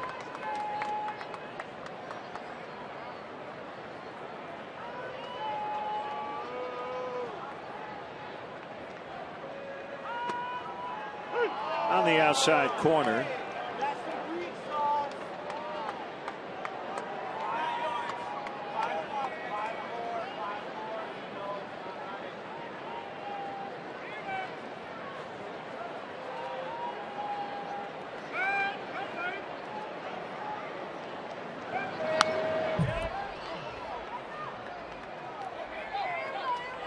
Let's step aside and see what's coming up on WGN.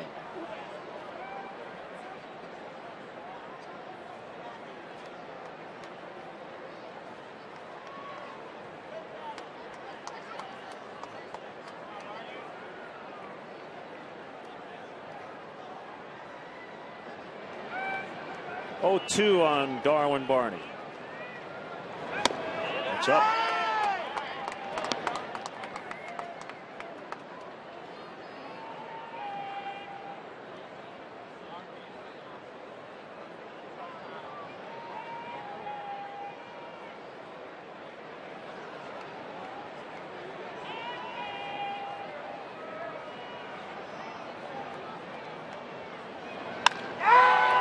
Center field, it's going to hold up for John Jay. 2 outs.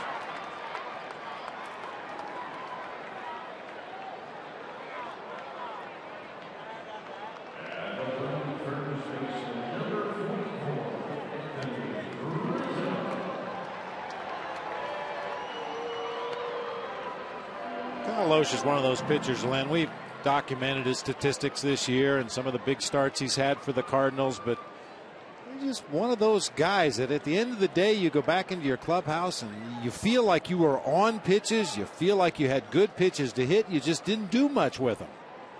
Yeah, that's because of the late movement and the command of those pitches. He rarely makes mistakes in the middle of the plate. When he misses, he generally misses in his favor.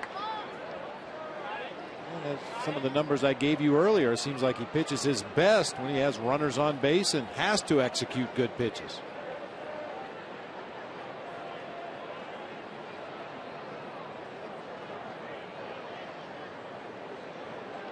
Buddy Ron Santo used to call it the comfortable collar. You never felt like you were overmatched by the opposing pitcher, but you just didn't have very many good at bats.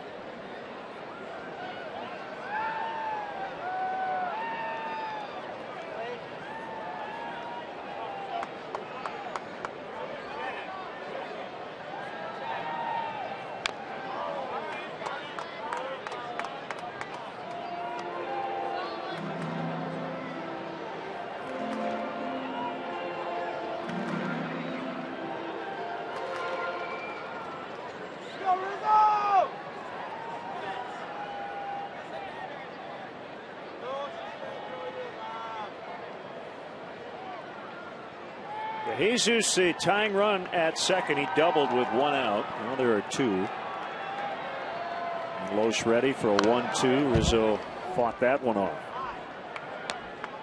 Speaking of comfortable collars, I had a few against this guy. One of our This Day in Baseball histories goes back to 1986 on this day. Our buddy Jim Deshaies, now a fine announcer for the Houston Astros, was a rookie left-handed starting pitcher, struck out the first 8 batters he faced in a game. JD.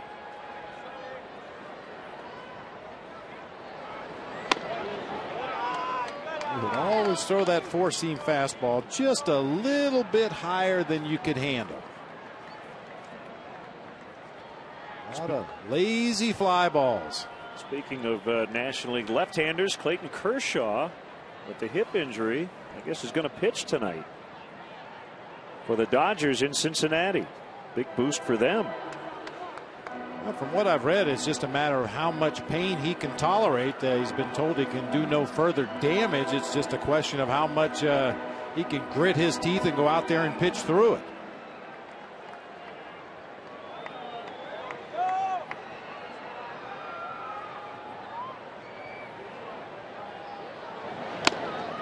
Foul tip, strike 3, and that'll end the inning. We go to the 6th in the rubber game. 3-2 St. Louis.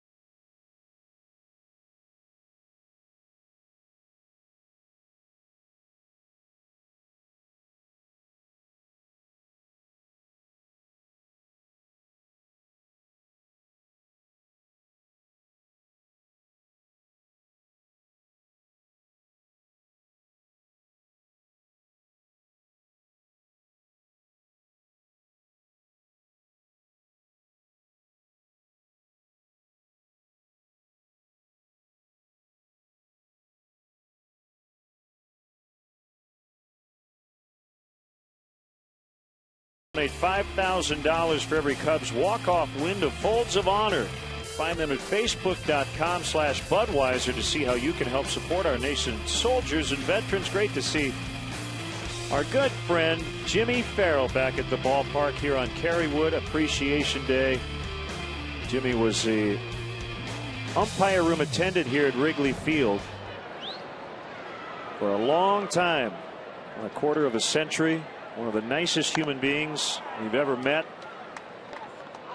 And I know today was an important day for Jimmy to be here for Kerry Wood and his family. Absolutely. Jimmy was a big fan of Kerry's and vice versa. Jimmy's job may have been as the umpire room attendant, but his real job was to keep everybody happy here at Wrigley Field. It was always good to see Jimmy smile on his face, just happy to be at Wrigley Field.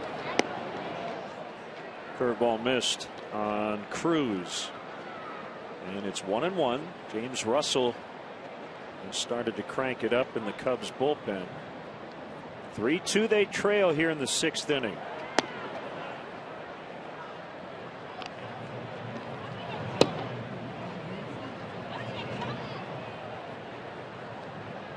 This is definitely a game a lot of other teams in the National League wild card race are keeping a close eye on.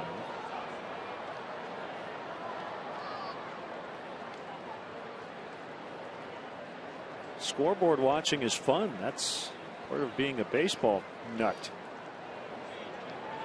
Yeah, did you hear what happened in that Dodger game?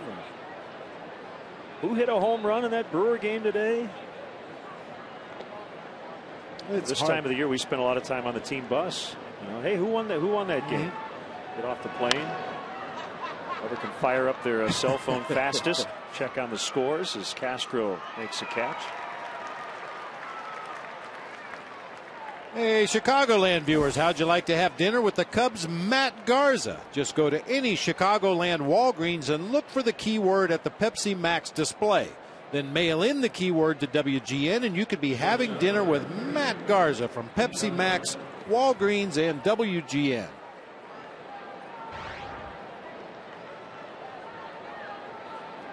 Cosmo's 1 for 2.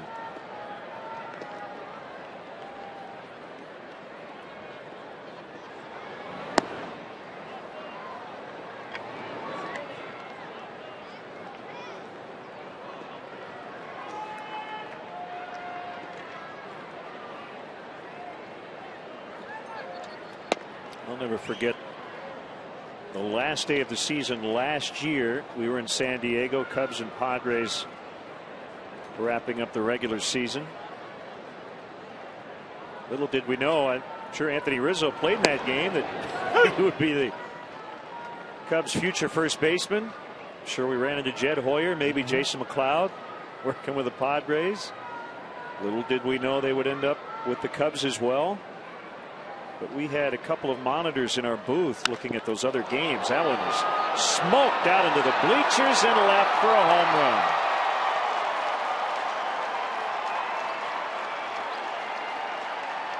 And that makes it 4-2 St. Louis on Cosma's first major league home run. I picked a good time to hit it. The wind that was blowing so hard earlier this morning has almost died down completely. Cosmo with a line drive straight away left field. Congratulations, I guess.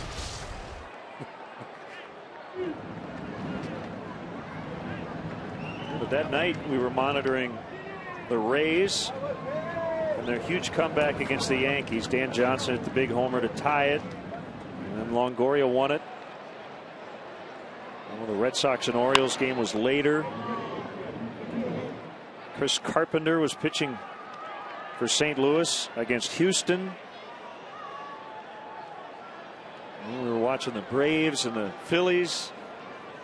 All heck was breaking loose on the final day. It was, I think, arguably the most dramatic day in regular season baseball history. Out as Loesch could not hang on to the bat. You think about scoreboard watching, and I know a lot of managers say, no, I just take care of my own business here. I can't worry about other games. But if you think about all the ballparks you've ever been to in the major leagues, one of the most prominent things you see in any stadium is the out-of-town scoreboard. And usually it's right in your sight line as a manager. Tough not to see those out-of-town scores.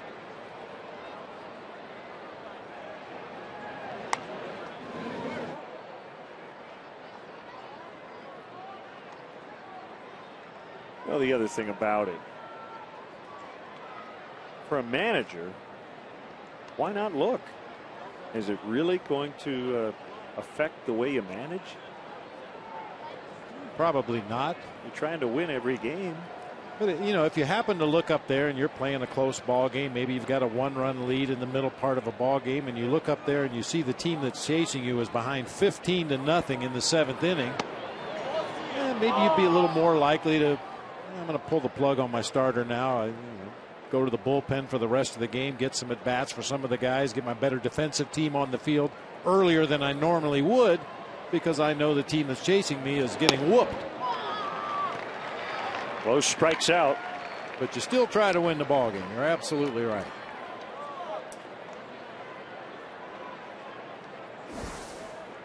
Tickets are available for the last homestand of the season against the Astros on October 1st, 2nd, and 3rd here at Wrigley Field. To purchase tickets, visit Cubs.com, call 1-800-THE-CUBS, or visit the Wrigley Field box office. That'll be it for Germano. His left-hander James Russell coming on when we return in the 6th.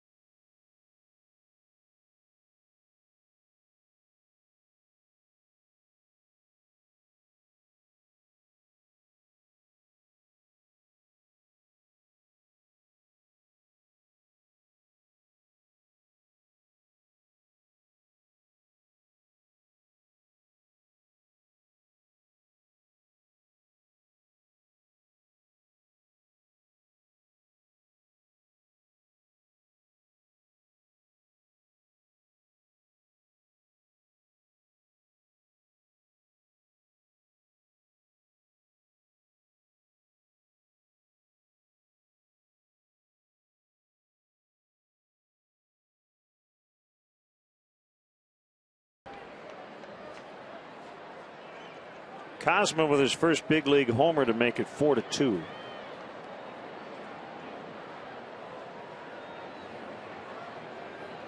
Kerry Wood fans, you'd have to use some advanced metrics to really determine if they were the biggest fans. Kerry Wood's got a lot of fans. Yes, he does. He will conduct the stretch with his family coming up in the 7th.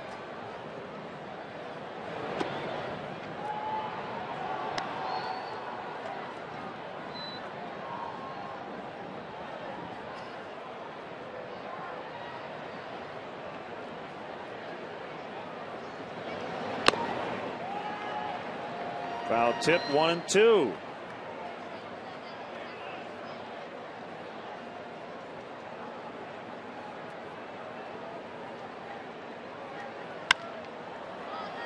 On the ground, Barney will field, and good quick throw, good stretch by Rizzo, inning over. 4-2 Cardinals midway in the 6th.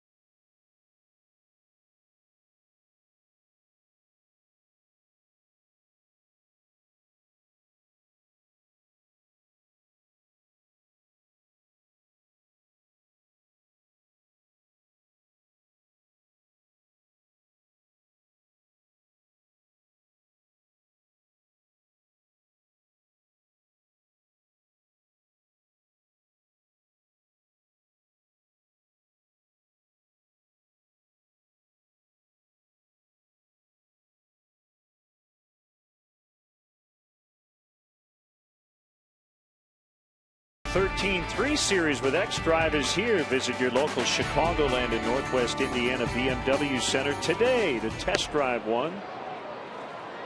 Not a ton happening. Cubs got a couple runs in the fourth inning, one on a wild pitch. Castillo knocked in Castro with a double. Cardinals have doubled him up 4-2.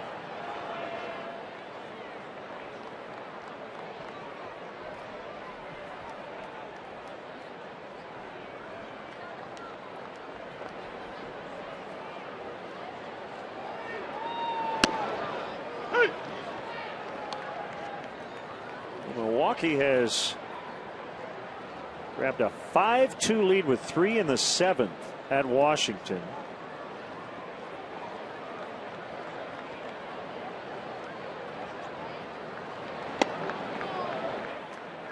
Aramis Ramirez with 2 doubles. He has 49 on the year. Bobby's hitting .299.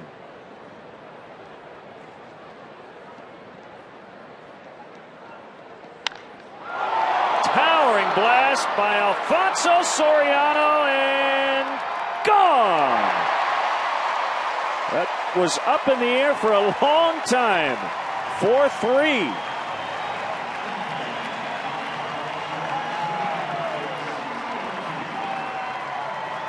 New career high with his 105th RBI, homer number 31.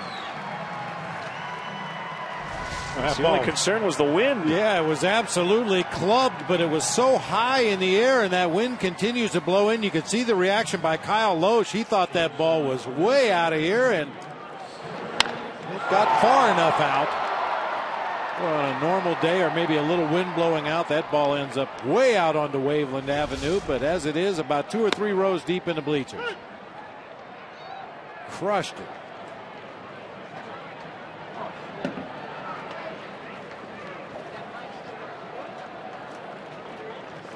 Back to a 1-run game after the leadoff homer. Castro didn't mean to, and he's going to roll out for the first baseman.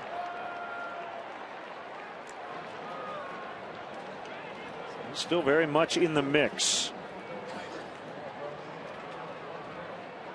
in the National League. We talked about it the other day. I mean, Fonzie's been doing his part. It'd be nice if some of his teammates hitting in front of him in the lineup would get on base a little more often, give him some more opportunities. But he has really taken advantage of just about every RBI situation he's been in lately.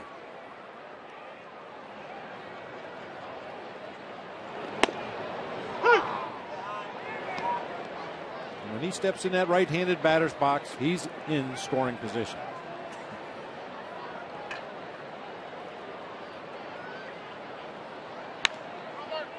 Another cue shot to first. A couple of easy plays defensively for Craig in this inning.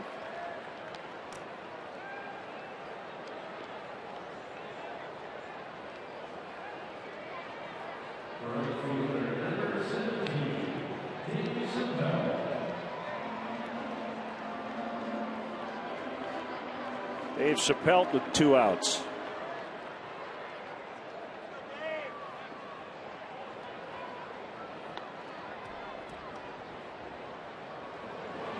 What was your Mazda drive to victory? Be a thorn? That's right. Cubs have been that thorn all weekend. Came back and won Friday. Had a lead in the 9th yesterday. And they're within a run here today against 15-3 Kyle Loesch. You know, Len, I talked earlier about you better be ready to take advantage of every mistake Kyle Loesch makes in a game. Look at the pitch track. Sliders away, sliders away, sliders away. One of the rare mistakes he's made today, a fastball up on the outer third of the plate. An error on Schumacher.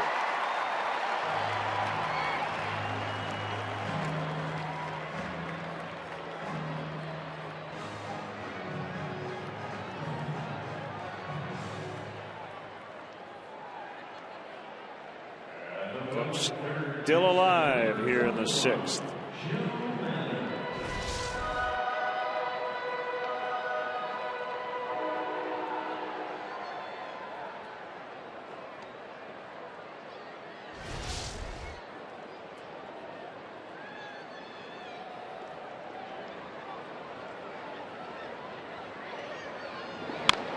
Skip Schumacher plays a few positions, including the outfield. Is that one of the bigger second baseman gloves you'll see? Yeah, that's a lot longer than most second basemen's mitts. Yeah, usually the second baseman's glove is only a little bit bigger than their hand. That's huge. That is a considerably larger glove than you will normally see used by a middle infielder. But apparently it's what he's comfortable with. You mentioned he plays all over the field for Mike Matheny.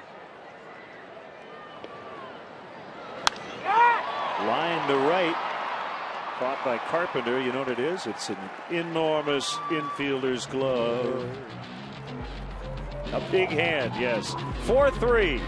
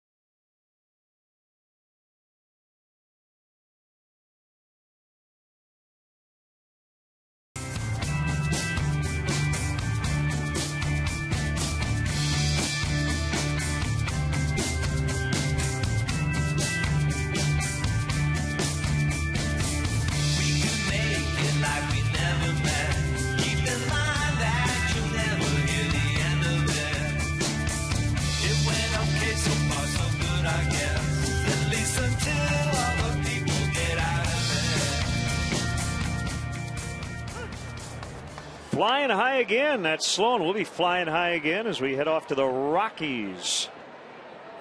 Playing the Colorado Rockies. That's our Bud Fan Cam, brought to you by Budweiser. Great times are waiting. Grab some buds. Great Canadian power pop band Sloan saw a sellout show at Subterranean last night. Ears are still ringing. 0-2 on Carpenter.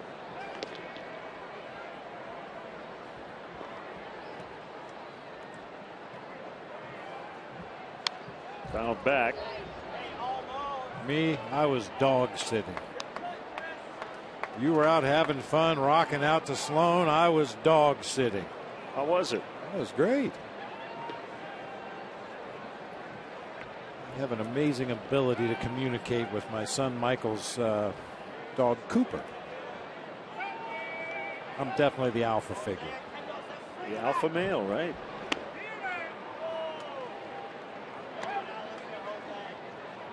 There is definitely a pecking order, and in the dog world, they want to know where they fit in. Oh, make no mistake about it. Cooper knew where he fit in last night. There's only two of us in the house,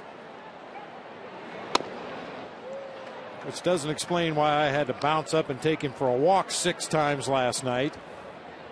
Those false alarms. That's the great equalizer when it comes to that alpha male theory. The alpha male also has to clean up the house. Swing and a miss for the first out. So when the dog indicates it's time to go out, you know, you go out. Yep. So who's really the alpha figure? That's true.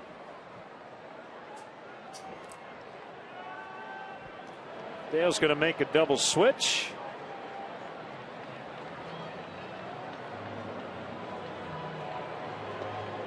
It's like Alberto Cabrera will be the pitcher. Luis Valbuena will join him. Flying high again. Last road trip coming up. 4-3 St. Louis.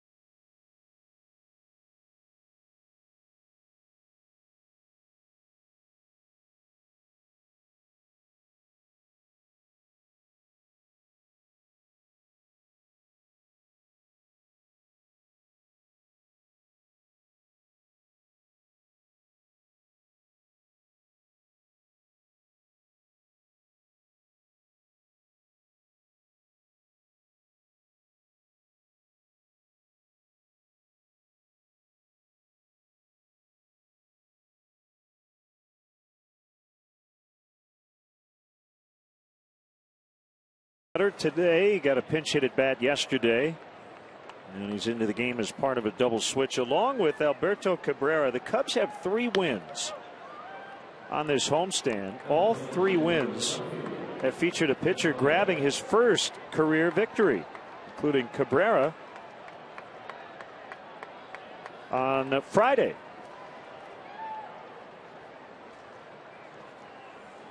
Cabrera's been much more efficient with his pitches recently. Has really good stuff. Doesn't give up a lot of damage via base hits, but occasionally has pitched himself into some trouble with the walks. In the dirt on Matt Holliday. 1 ball, no strikes.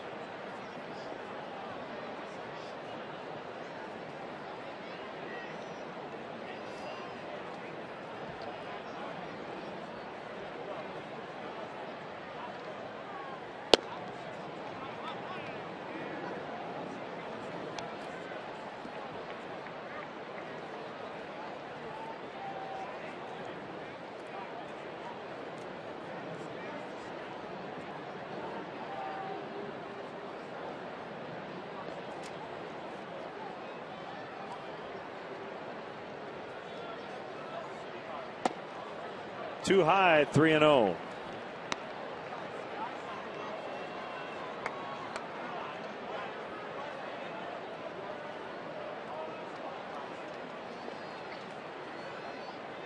Spazio working with these young relief pitchers, just trying to limit those walks. Jay Chapman had a couple walks come back to bite him in the 10th inning in the ball game yesterday.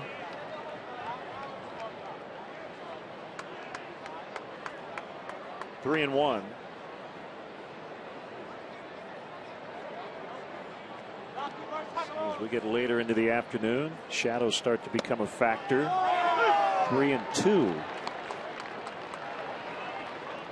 Not so bad right now. The hitter's standing in the shade, obviously, but that pitch is going to travel about 55 feet before it gets into those shadows, and the hitter usually doesn't track it the last 5 feet anyway.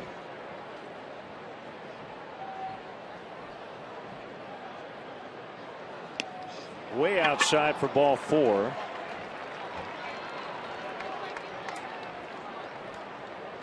Visit the official online shop of the Chicago Cubs at Cubs.com. Browse the largest online selection of authentic team gear, including official caps, t-shirts, jerseys, collectibles, and more. Get your team gear straight from the source. Shop the Cubs.com shop.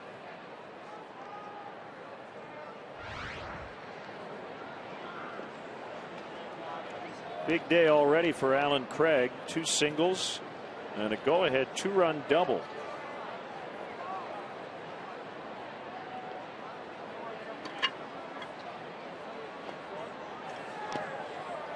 Down by Castillo. Ball 1.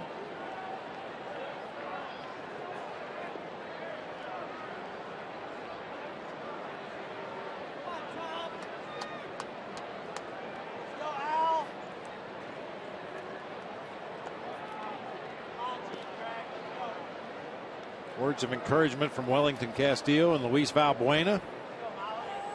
But Cabrera was mostly listening out there on the mound. That's ultimately the point that Dale Swaim and Chris Bosio would like to get to, so that the pitching coach doesn't have to run to the mound every situation and remind a pitcher what it is they want him to do. They want the catchers to take a more hands-on role handling the pitching staff.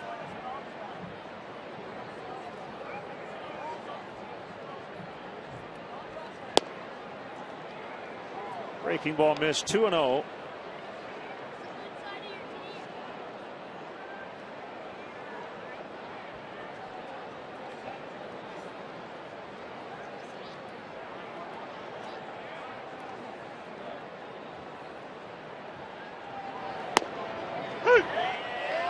Two and 1.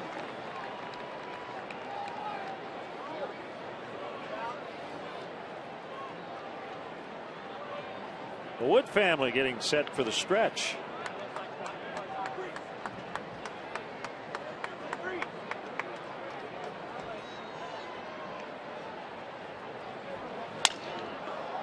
Popped him up.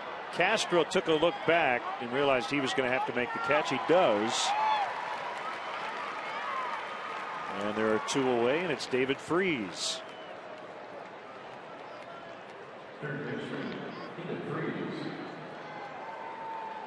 Nice day, cool. On a sweatshirt, light jacket in the shade, and very pleasant. And it's one of those days Wrigley plays as 2 different ballparks for the fans. If you're sitting in the shade, you definitely need some kind of a jacket or a sweatshirt today, but out in the sunshine, we've seen some tank tops, t-shirts, shorts.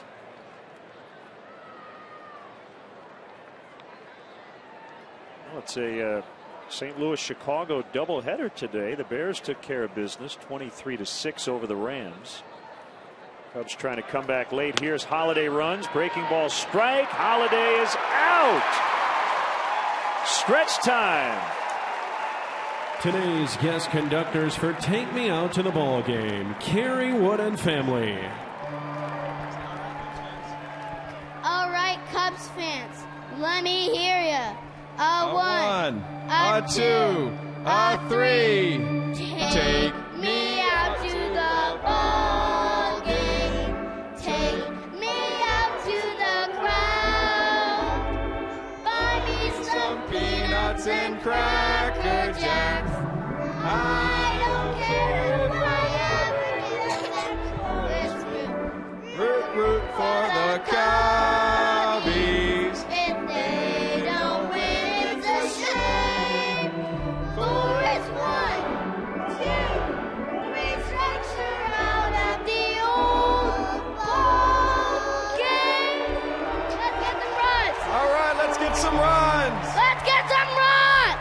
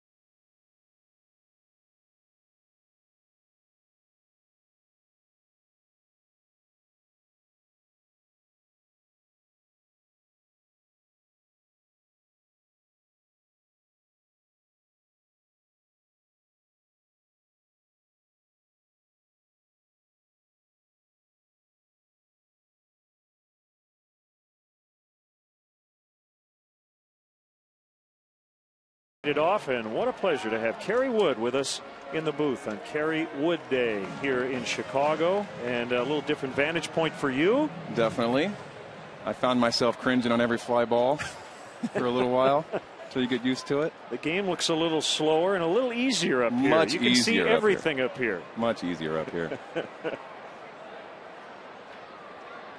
Well, what a great day. Beautiful day. Great day for the family. Obviously, thanks to the Cubs for having us out and doing this, but great weather, and so far the kids have been great. One strike on Valbuena. Some guys struggle when they walk away from the game. I haven't talked to you specifically about it, but I've talked to your friends, and it sounds like you feel good. I feel you've great. had a good summer. You've taken some trips. I have. My only struggle is the carpool line, figuring out pickups and drop-offs at school. That's a big thing when you screw that up. Oh, yeah. That Mr. Mom stuff, you got to get it right. It took me about a week to get the hang of it. But it's been fun. I got to see a lot of Little League games I hadn't been a part of, and Justin just started flag football and soccer, so I'm the dad on the sidelines, and I'm enjoying it. Here's our AT&T U-verse replay against the White Sox. A nasty breaking ball to get Diane Viciedo, and what a moment here. Justin came out. Yeah, you can't write that any better, and it wasn't planned. Justin was just supposed to be in the dugout, and the guys kind of sent him out, and you can see he locked up right there. He got out there and realized how many people were actually in the stadium, and he wouldn't let go. So probably top moment of my career right there. Nice. See what's possible with AT&T U-verse high-speed internet. AT&T, rethink possible. Well, let's get the baseball stuff this year out of the way. The stuff was still there, Kerry, but I know the recovery time was very difficult, right? It was. You were still Actually, throwing hard. Just watching that was probably the best breaking ball I've thrown in about 3 years. That was the last one. But, yeah, it was a combination of things. I think kids are getting older. Body wasn't responding as well as it needed to be, and handcuffing Dale with the pin and putting younger guys down there in situations they might not have been ready for, and just because I couldn't recover and come back, and I go out there and throw 7 or 8 pitches in an outing, and found myself needing 2 days to come back from that. So that's just you're really handcuffing your manager when you're doing that. So and I wasn't throwing the ball that well either. So and it just got to the point where it was taking too long to get ready and come back. So it was just it was time. Well, your career was almost over a few years ago, and I know you had contemplated it at that point, and to come back and have the career as a reliever that you did. I mean, to do both so well. You always had starting, I know, in your blood. As that's going to be caught. Can we keep you here for a couple more minutes? Absolutely. Talking with Kerry Wood. 4-3 St. Louis as we go to the 8th. Great moment before the game, the ceremonial first pitch.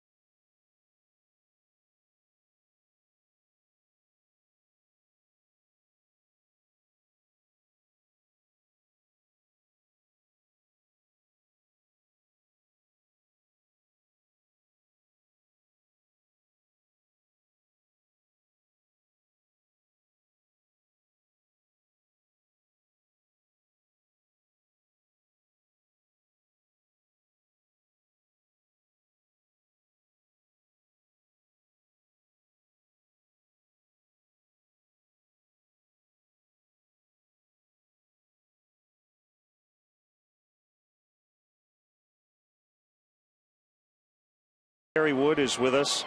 So as I was saying, you did both in your career, and I know throwing the first pitch and last pitch of the game is ideal, but did you learn to appreciate being ready to pitch every single day as a reliever? I did, and it took me a little while to get used to it, but I did. It grew on me, and I did learn to appreciate it and have a whole different respect for the guys down in that pen on a daily basis that maybe as a starter or a younger player I didn't. Sometimes as a starter you go 7 or 8 innings and you got a guy come in and throws 4 or 5 pitches, he gives up a run, you're like, man, all you had to do was get 3 outs. And it's not that easy. I mean, these guys are down there every day ready to answer the call, and they go out there feeling less than 100%, probably more than anybody on the field. So a lot of respect for the guys that have especially made a career out of coming out of the bullpen, especially late in games. And I'm glad I had an opportunity to do both, to start, to close, and even setting up and pitching the 8th inning. It's just nice to get down there and be a part of a winning bullpen and a good group of guys, and you have kind of a different bond with those guys you sit down there with every day. That's a key area that people probably don't talk about enough. The Sean Camps and James Russells and Carlos Marmol before becoming the closer was the guy who, those guys pitch every day. Every day. Especially if you've got a good team that has a late lead. You've got to rely on somebody to make 70, 80 appearances and get the ball to the closer. And usually they come into the game with runners on base, or they're facing the middle of the opponent's lineup. There's never really an easy outing for those guys late in the game. There's not, and I kind of lucked out. I don't know if it was time or age or both, but when I was closing, obviously you get when you're going to get days off, obviously when you're behind in the game. So but those guys never feel like they're going to get that day off, so they've got to be ready for all 9 innings. So it's a tough job. And you could hit too. And I think the loudest I've ever heard a baseball stadium ever was when you hit. I mean, the press box was literally shaking when you hit the home run in Game 7 of the NLCS. That was the loudest I've heard the stadium. Yeah. Here. And turning right there, I turned around at first base and saw the beers and everything flying in the air. Was probably one of the coolest moments for me. And I did take a little bit of pride in hitting. Yes, you did. We all think we can hit as pitchers.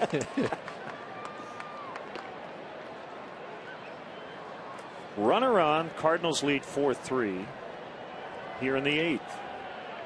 You're one of 14 players in the history of this franchise to appear in as many as 4 postseasons. And I know you didn't take that lightly either.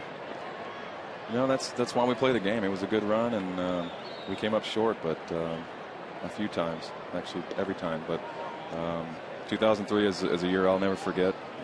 You come in. I came in at 98. We make the playoffs in the wild card that year, and Traxel pitches that playoff game and gets us to the postseason. And you just think you're going to be, as a young player, you think, oh, this is great. This is what it's all about. We're going to be in the playoffs every year, and it just doesn't work out that way. So you learn not to take those things for granted and really embrace that moment when you do get back into the postseason and really take it all in. And there's not a better field or a better place to be with the energy of postseason than here at Wrigley Field. And I know 2003 there was tens of thousands of people outside of the stadium, and even when we were in Atlanta, they were out here on the streets. So it's a special place that deserves to be in the postseason every year. It is 1-2 on Schumacher. Well, don't let anybody tell you you're old, because here's a guy in his mid-30s and everybody's telling him he's old. Well, maybe in baseball years you're up there a little bit, but you've got your whole life ahead of you. You still have so much to offer baseball wise, but you've got a lot of time. And as you said, I know your family time is very important to you. You've made Chicago your home, and I wouldn't be surprised if you're around the ballpark a little bit more as time moves on, as that one is rolled into right, and Freese is going to make the turn and head to third. Is that safe to say, Kerry? I certainly hope so and expect to be. And I've actually stopped saying that I'm retired. I'm kind of in between gigs now, so we'll see. And hopefully, we'll get something done. But I definitely want to be a part of this organization, be around the guys, and not sure exactly what we've got planned or what I'd like to do. It's all new to me, so I've got time to figure out where I fit and how I can help. So I definitely want to be a part of the organization and part of this team when they do win it. There's Tony Cruz, first and third, with nobody out. How do you watch games now? Is it? Do you get anxious? Are you able to watch as a fan? I don't, and honestly, I probably shouldn't say, but I haven't watched a whole lot of games. I've been pretty busy, and obviously if it's on, I'll stop and I'll check out if a lot of new faces for me too here. So if there's some teammates that I played with pitching or up to bat, obviously I watch that and keep an eye on the guys. But I haven't really sat down and watched the whole game. I don't think since I retired. So. Today might be one of the first ones I've actually seen the whole game. We were in Washington recently. I had a long chat with one of your close friends, former teammate Mark DeRosa. And that run in the first 2 years of Lou Pinella's tenure here, that was a pretty special time too, wasn't it? And a great group of guys. We had so much fun doing it. We were good. We knew we were good, and we had fun doing it. And the city was electric. Eddie Vedder was writing songs about us. It was great. Yeah. So it was just a fun time, and I talk to DeRosa every now and then, and he always brings those 2 years up. He brings it up and talks about how special it was, and you find yourself as a player trying to chase those moments and try to recapture them when you go other places, and it's just it's not possible. That's a great way to put it, chasing the moments. Yeah. When all is said and done, and you go home with your family at the end of your career. You made a lot of friends in this game, and those are going to last forever. But those moments, that home run in the playoffs, those are the kind of things that'll stay with you forever. Absolutely. And DeRosa always tells a story. He's like, I hit a home run, and I come down, and by the on-deck circle, I'm giving Eddie Vedder a high five, and John Cusack, and Chris Chelios. It's awesome. This is awesome. And it was. It's just the players. We fed off that as well, and it was just special. There's the babyface assassin back in 1998. Holding the earpiece and your hands shaking. Post-game interview. I had no idea what just happened. 20 strikeout game. Safe to say I had a little adrenaline going still. Yeah. Probably could have gone a few more innings. I felt like I had 3 or 4 more left. Yeah. How can you verbalize or put it into words coming off Tommy John surgery, all the shoulder issues, and waiting, and then when you get back? I mean, that too is quite an accomplishment that I don't know if a lot of people appreciate, all the hard work behind the scenes to just get back and it's rewarding. It is. It's rewarding from a personal standpoint, and rewarding for the people that help you get back.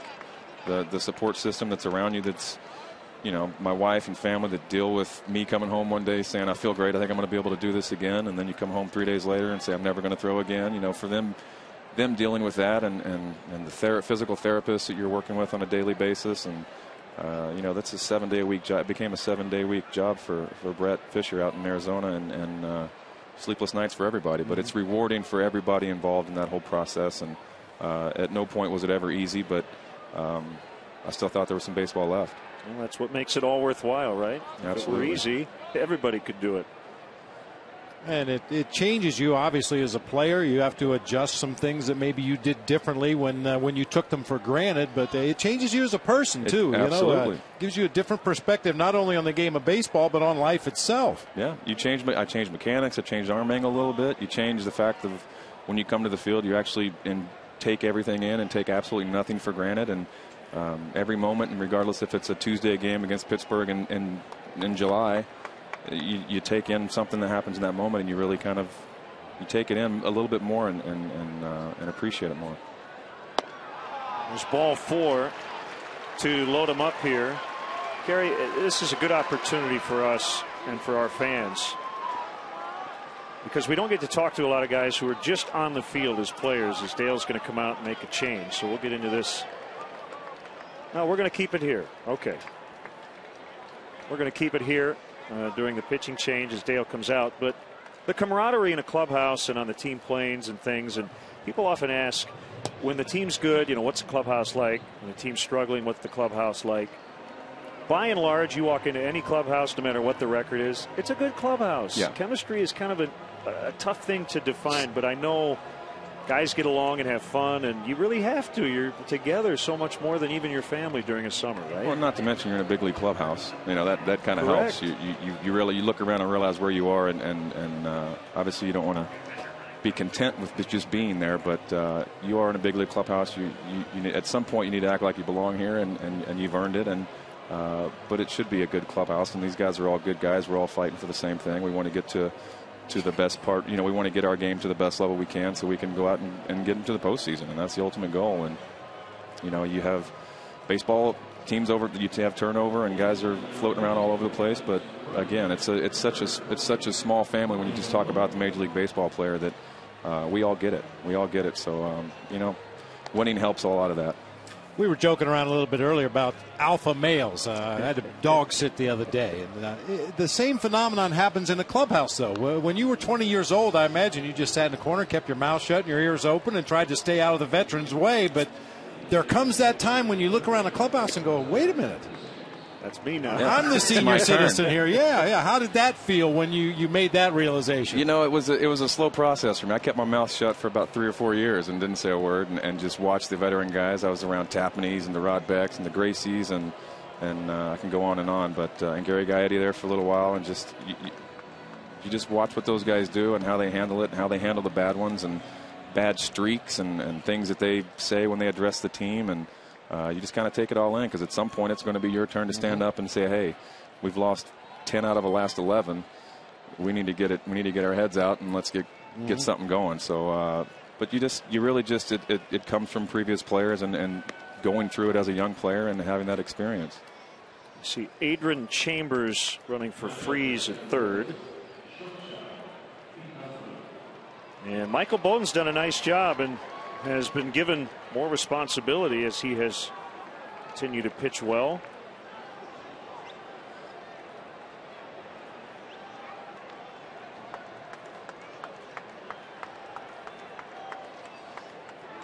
And it is Pete Cosmo who hit his first major league home run his last time up.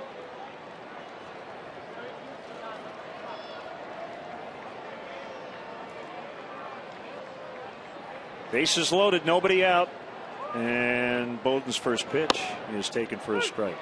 Well, Kerry, we're on WGN, and I know it's been great for you throughout your career that a lot of your family and friends all over the country have been able to watch your exploits here in Chicago. But what do you have to say to all the Cub fans out there who followed your career? It's been fun. I had a good run. It was. Thank you obviously for all your support through the injuries and we've had a lot of ups and some downs. But like I said earlier, it's been. I'm leaving here with a lifetime full of memories, and couldn't think of anyone better to share them with than the fans of Chicago. I mean, I really don't think that there's a better group of fans in all of sports and passionate. So thanks for the support. Obviously, my family and I appreciate it, and it's been a good run. Ready for a 1-1 here. Cubs trying to keep it close. And that's deep to right as the runner's ready to tag. Sapelt makes a catch. Chambers will score. Also on the play, Schumacher will move over to third. And what about the new baseball field here in Chicago? I just saw some pictures of it a couple innings ago. We've got our groundbreaking on October 11th. So October 11th. Yeah, okay. it's coming. So we hopefully, provided that we have a decent enough winter, we should. I think we're planning on opening up in April. Do we have a name? Is it Kerrywood Field? Kerrywood Cubs Field, I believe. Cubs Field. And it's going to be a beautiful facility. It seats about 1,100, 1,200 people. Great concourse, dugouts, and the whole 9 yards. So it's going to be a great place for the high school kids to be able to utilize and play some games, and finally have a nice big stadium here in the city for the older kids to be able to play at. All right, how'd you get Beltran out? Walked him and got to the next guy. There you go. Got a base open.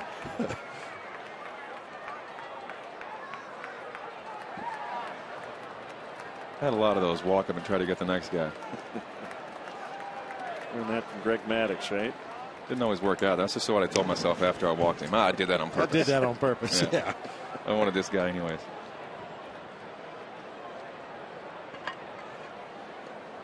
It's not only Kerrywood Appreciation Day at Wrigley Field. It is Kerrywood Day in Chicago and in the entire state of Illinois.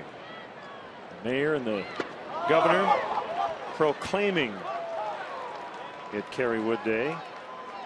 Even in Belleville and East St. Louis, because they're still in Illinois, it is Kerrywood Day. Actually, Kerry, I noticed you got a standing ovation from everybody wearing red here, and I think that says a lot about you and your career, that even the Cardinal fans here were acknowledging your career. One of probably the best stadium to go play in as far as true baseball fans on the road. These guys know the game. They respect the players. They respect the other players. Not many stadiums when you see an opposing player make a diving catch in the outfield where the opposing fans stand up and give the guy a cheer. So these Cardinal fans are just as special as Chicago. But we had some good rivals. I had some great games in St. Louis here against the Cardinals as well. And like I said before, it always, from a player standpoint, you kind of get lifted for that series. It's a big series for us as well, and we were always battling for that first spot. 1-2 from Bowden to Beltran, just missed the outside corner. I loved when Jim Edmonds came here. Cub fans booed him. They didn't like him. You're a Cardinal. You're always a Cardinal. And then slowly but surely take a walk in a big spot. He'd hit a game-tying homer. He'd make a catch. By the end of that year, he was a Cub. He hit 18 homers in the 2 months he was with us. Yeah, he was hitting like $120 when we got him. I remember Jim Hendry came to me and said, "We got a chance to pick up Edmonds. What do you think?" I'm like, "We should probably pick him up yesterday." I think he's outstanding. I can't stand the guy because I played against him for so long, but man, he got over here. Seriously, he was probably one of the top 2 or 3 teammates I've ever played with. The guy was tremendous. He was great with the young players. He was great with the veteran players. I mean, he was so smart in center field. Knew the league. Obviously, he'd been in the league for a long time, and what a great pickup we made that year with him. He was a great teammate. Ready for the 3-2 on the ground and a base hit to make it 6-3. On the play, Cruz will head over to third. Kerry, we'll let you enjoy the rest of the day with your family. Congratulations on a great career, one of the great Cubs of all time. And you're always welcome in our booth. You know that. Guys, I appreciate it, and thanks again for today. Thanks, Kerry. Good to see you, Woody. Oh, thank you. Number 34, Kerry Wood.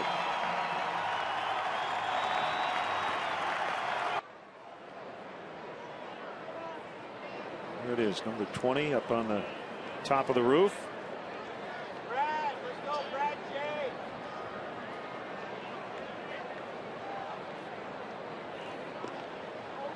You can tell he's comfortable with his decision, you know, and I've talked to people who know him well, and it's the fact that he hasn't watched a lot of baseball. I think that's a good sign. You know, he wants to be a dad and a husband full time.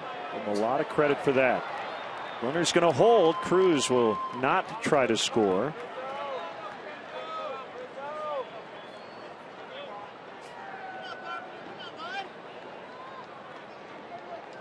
We had that great shot of Kerry's last game when his son Justin came out to greet him on the field, and Kerry said Justin got a little choked up when he realized where he was and what was going on. And Kerry and I were talking between innings before he went on about how that feels for him to go to Justin's Little League games, and Kerry is just as excited to be there in attendance and be able to watch his son do what it is he loves to do as much as Justin was excited to be on the field here at Wrigley for Dad's last game. That makes the transition a lot easier. He's long been one of our favorites.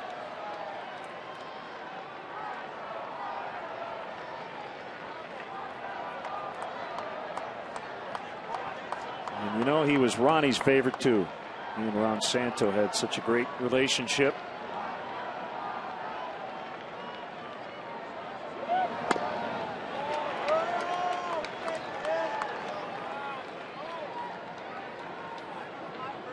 We think about Ronnie every day.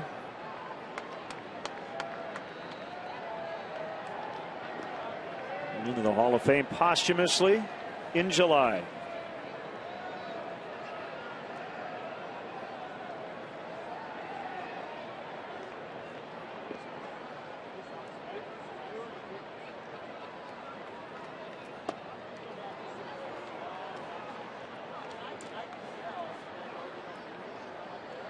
Bowden trying to stop the bleeding here, already down 3. 2 more on and a 1-2 count on Matt Carpenter.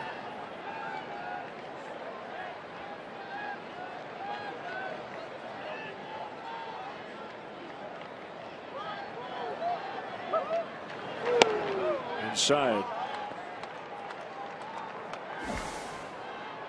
And that's what he's been doing lately. Pulling Hall of Famers out of the ivy. Andre Dawson. Great commercial. What year is it?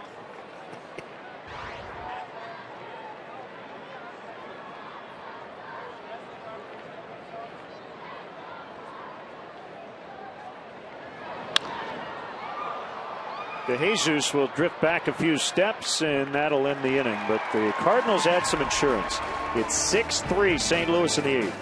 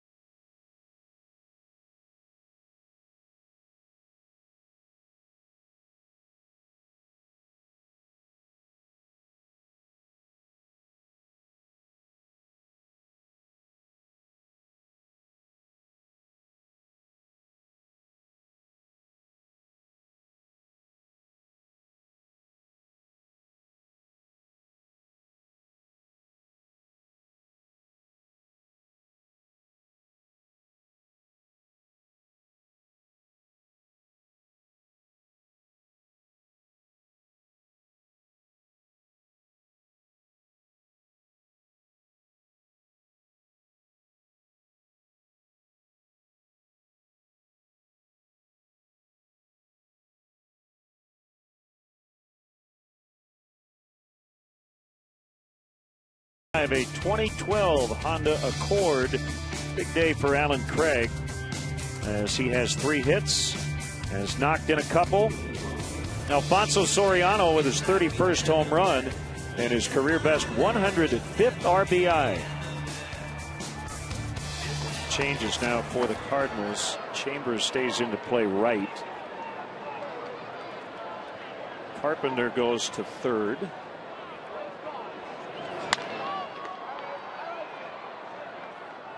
Descalzo, that's Daniel Descalzo now playing second. And the new pitcher is Mitchell Boggs.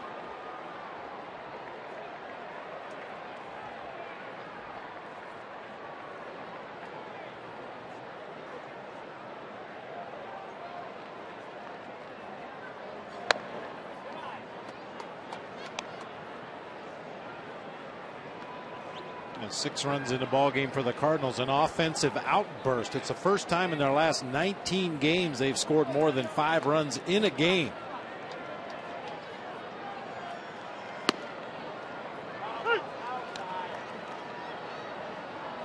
Well, they've got one hard throwing reliever after another in their bullpen.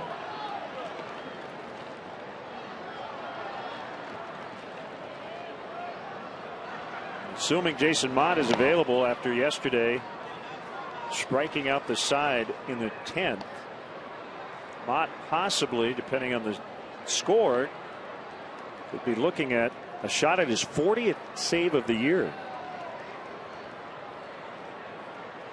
He has saved the Cardinals' last 5 wins. Boggs has been pretty busy as well. Got him on a high heater at 97.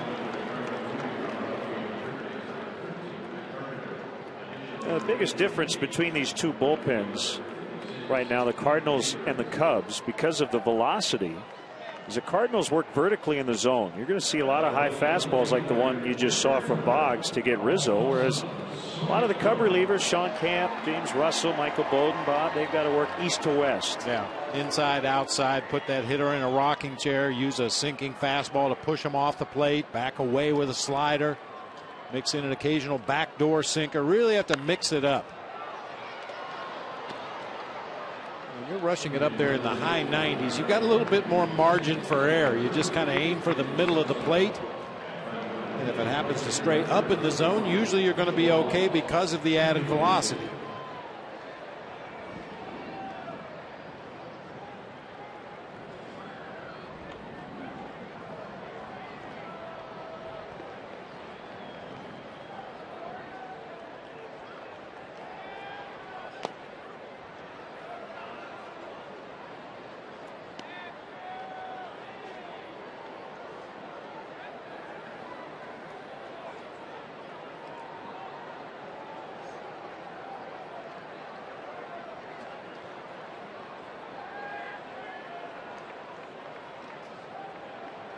St. Louis out hitting the Cubs 12-5. Swing and a miss. 1-2.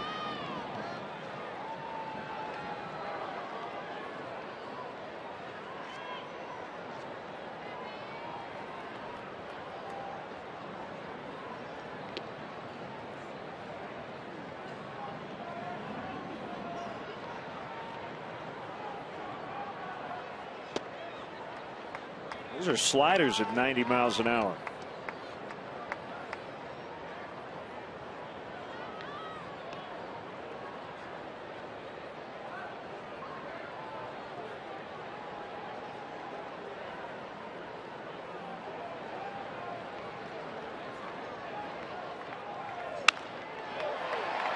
Pulled in the left for Soriano's third hit.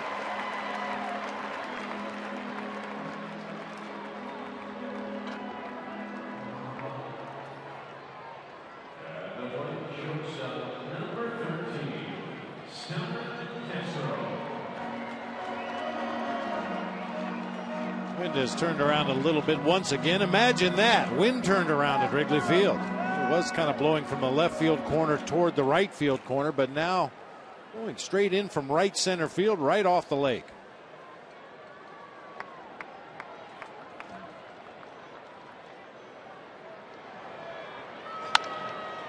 Double play ball. 4-6-3. Inning over. We will head to the ninth. 6-3 Cardinals.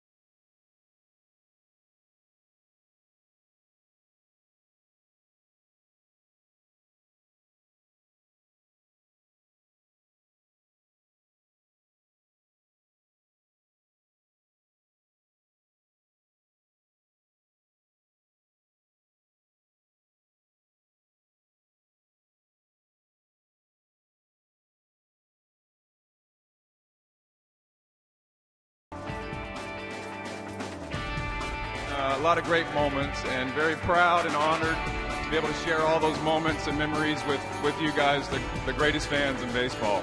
Thank you very much. Today's Budweiser player of the game, we're going to give it to Kerry Wood. Budweiser, the official beer of the thirst inning. Great times are on deck. Grab some buds.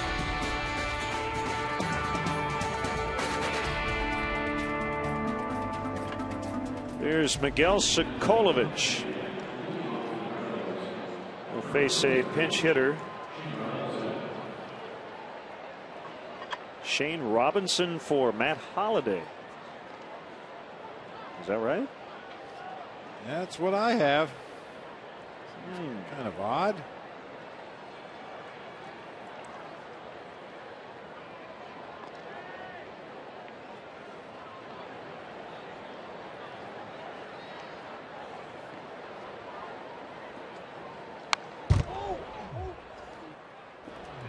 Checked the swing, fouled it back.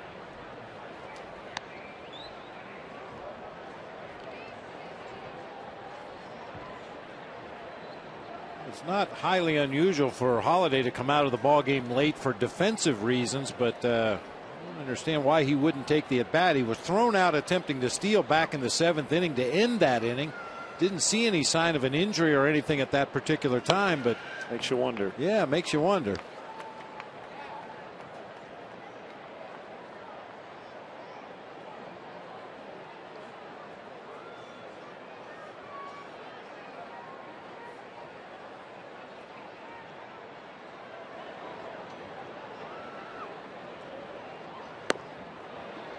One and two.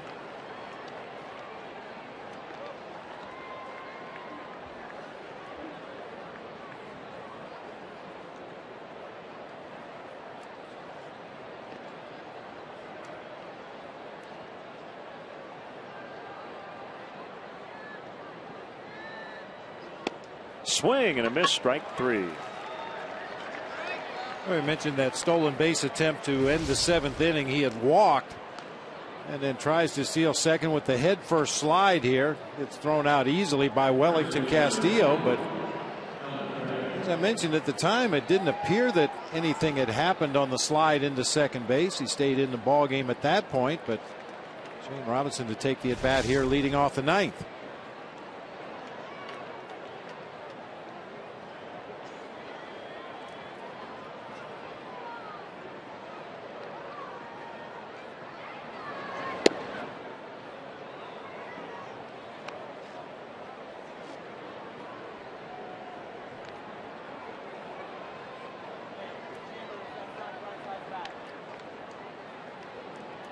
And he'll afford to be without him for any length of time. He's been an Ironman this year. Matt Holliday's played in now 149 of their 153 games. Yadier Molina not in the lineup today because of back spasms suffered late in the game yesterday. 2-0 the count on Craig.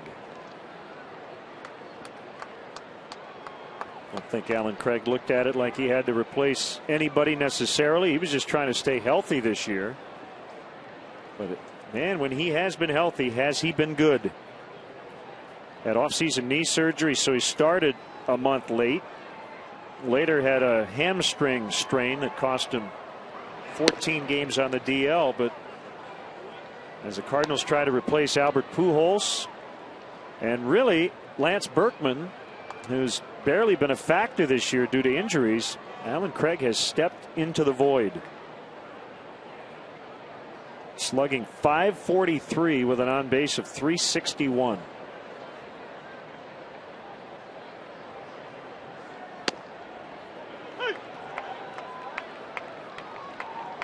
And these are the types of performances, Bob, that if you don't get them, you don't repeat and go back to the playoffs.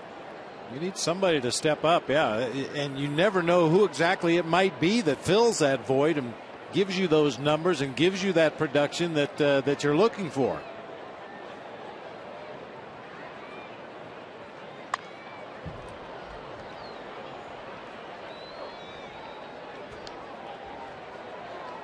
Thinking back to last year's postseason, Matt Holliday missed the first 3 games of the division series with the Phillies with a tendon problem in his wrist. Did come back to play the rest of the postseason, but it was a day-to-day decision as to whether he could answer the bell and go out and play left field and swing a bat or not, and he ended up missing the first 3 games of the division series. Of course, the Cardinals went way past that. Craig had a total of about 120 games of experience going into this season. necessarily say he's been their MVP, but with some other guys like Holiday and Beltran, you could kind of count on the production based on their track records. Well, not necessarily for Craig and David Freese. Chambers pinch ran for Freese in the 8th, stayed in to play right, so he'll get the at bat here in the 9th.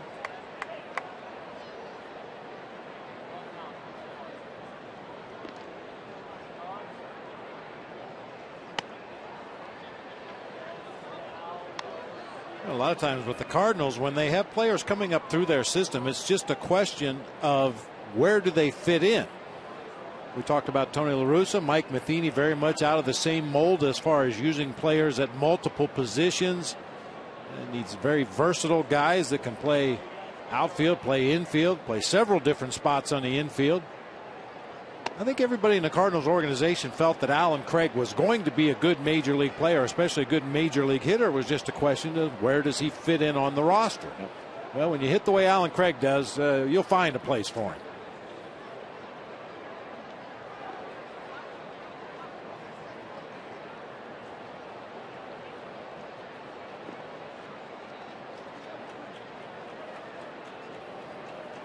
Would certainly behoove the Cardinals to win and to hang on here late, because their closest pursuer also won today, the Brewers, with a 6-2 win at Washington. So they're now 2 games out as the Cardinals try to push it back to 2.5.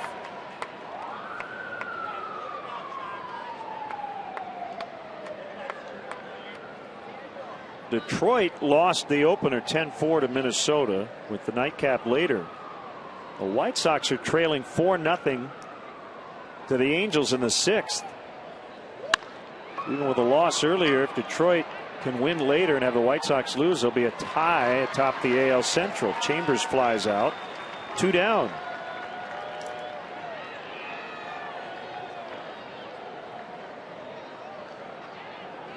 Tough loss for the Phillies, 2-1 at home against the Braves. So they could be 5 back by the end of the day. Arizona tied at Colorado's 3-3 in the 6th. Diamondbacks could jump ahead of the Phillies. They started the day 4.5 out. Descalzo lines to Sapelt. And we'll go to the bottom of the 9th. Cardinals lead by 3.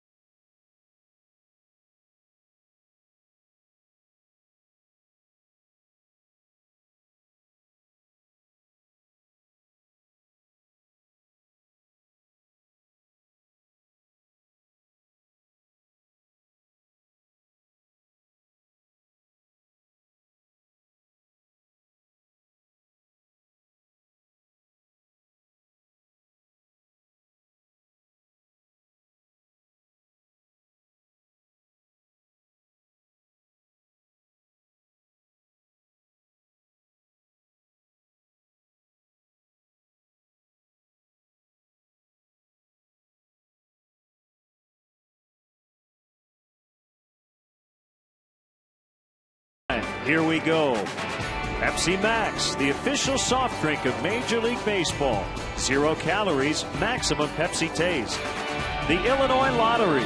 Do you believe in the power of possibility? The Illinois Lottery. Anything's possible. And by Ford, manufacturers of more fuel-efficient vehicles than any other brand. Check them out at your local Ford store or online at localfordstores.com. Right-hander Jason Mott is on, tied for the National League lead.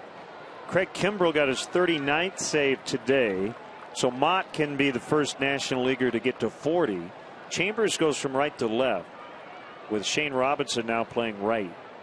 1 strike on Wellington Castillo. Now 1-1. Mott's trying to save 6 consecutive team wins. His last 2 saves, including yesterday, struck out the side both times. Yesterday it was Barney Rizzo and LaHare to end the ball game. Look at the whip, 0.94. Pretty solid. Blooped into right center, and it's going to drop. Leadoff single for Castillo. Well, keep going to extras against the Cardinals. The Cubs on this homestand have played 3 extra inning games over the last 4 days.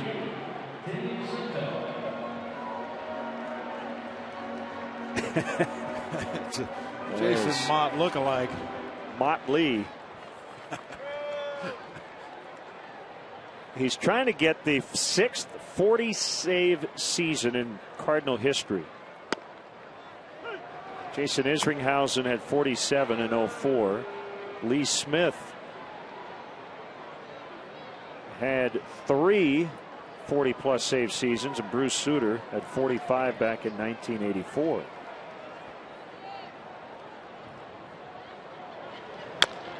Sapelt chops it. Mott will take it by himself. 1 away.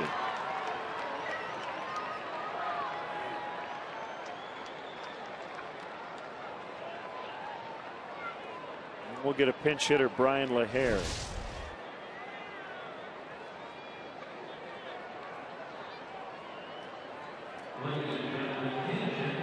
Mott, a former catcher, decides why risk a throw. I can beat him to the bag myself, and outruns Dave Sapelt to get the out at first. Castillo moving into scoring position with 1 out.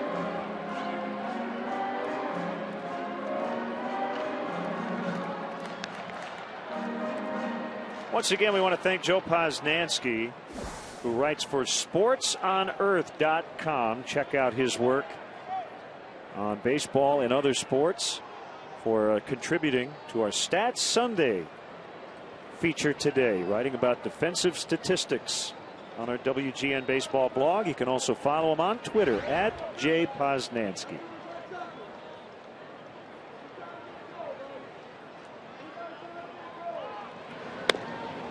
And we'll wrap up our Stats Sunday feature by going back to the 1969 Baltimore Orioles. That's pretty good, huh? You hit it, they catch it.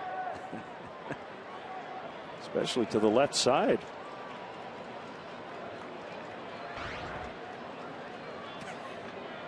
I love the Oriole logo. Smiley Bird.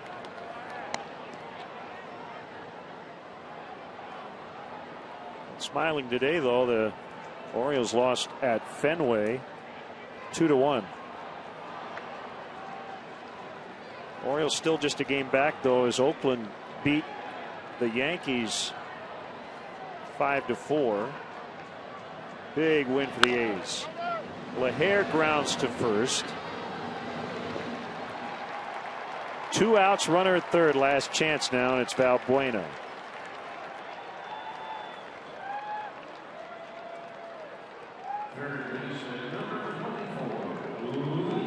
Oakland is a game ahead of Baltimore in the wild card race.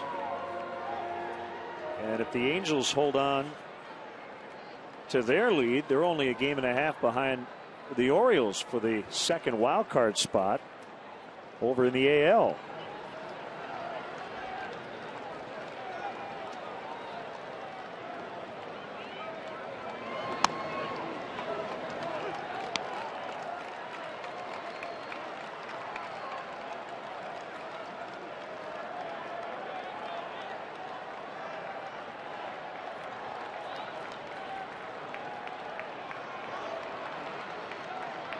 0-1 pitch. Now 1-1.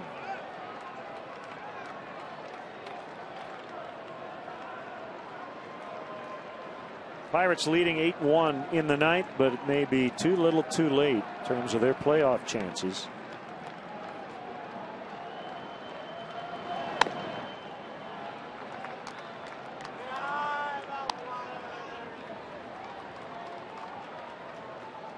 It takes some kind of a miracle now for the Pirates to find their way to the top of that wild card race.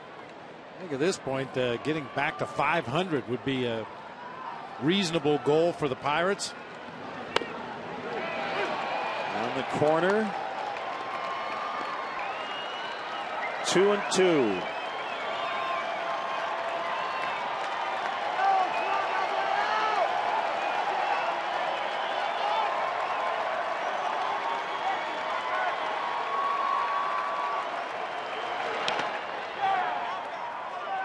Cruz got fortunate there. I think that hit the umpire, C.B. Buckner.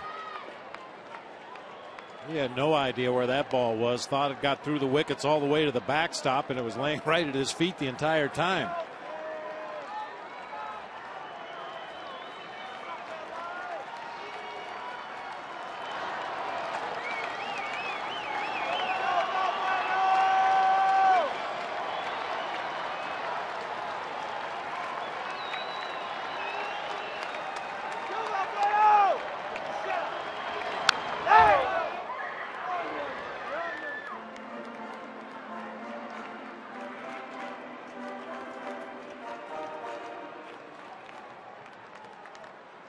Always amazed with a pitcher like Mott that just throws fastballs. Four-seamers and cutters. Four-seamers and cutters. High 90s, mid 90s.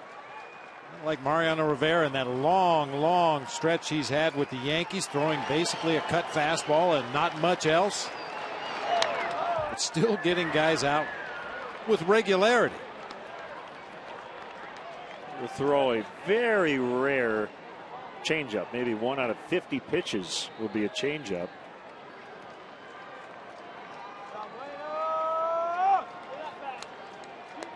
Just makes me nervous watching him, though.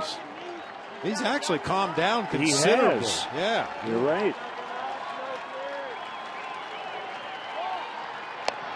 Called strike 3, and that'll end the ball game. So the Cardinals come into Wrigley Field and take 2 out of 3. Grab their 82nd win to guarantee a winning season. 6-3 the final. We'll be back to Wrigley Field in a moment.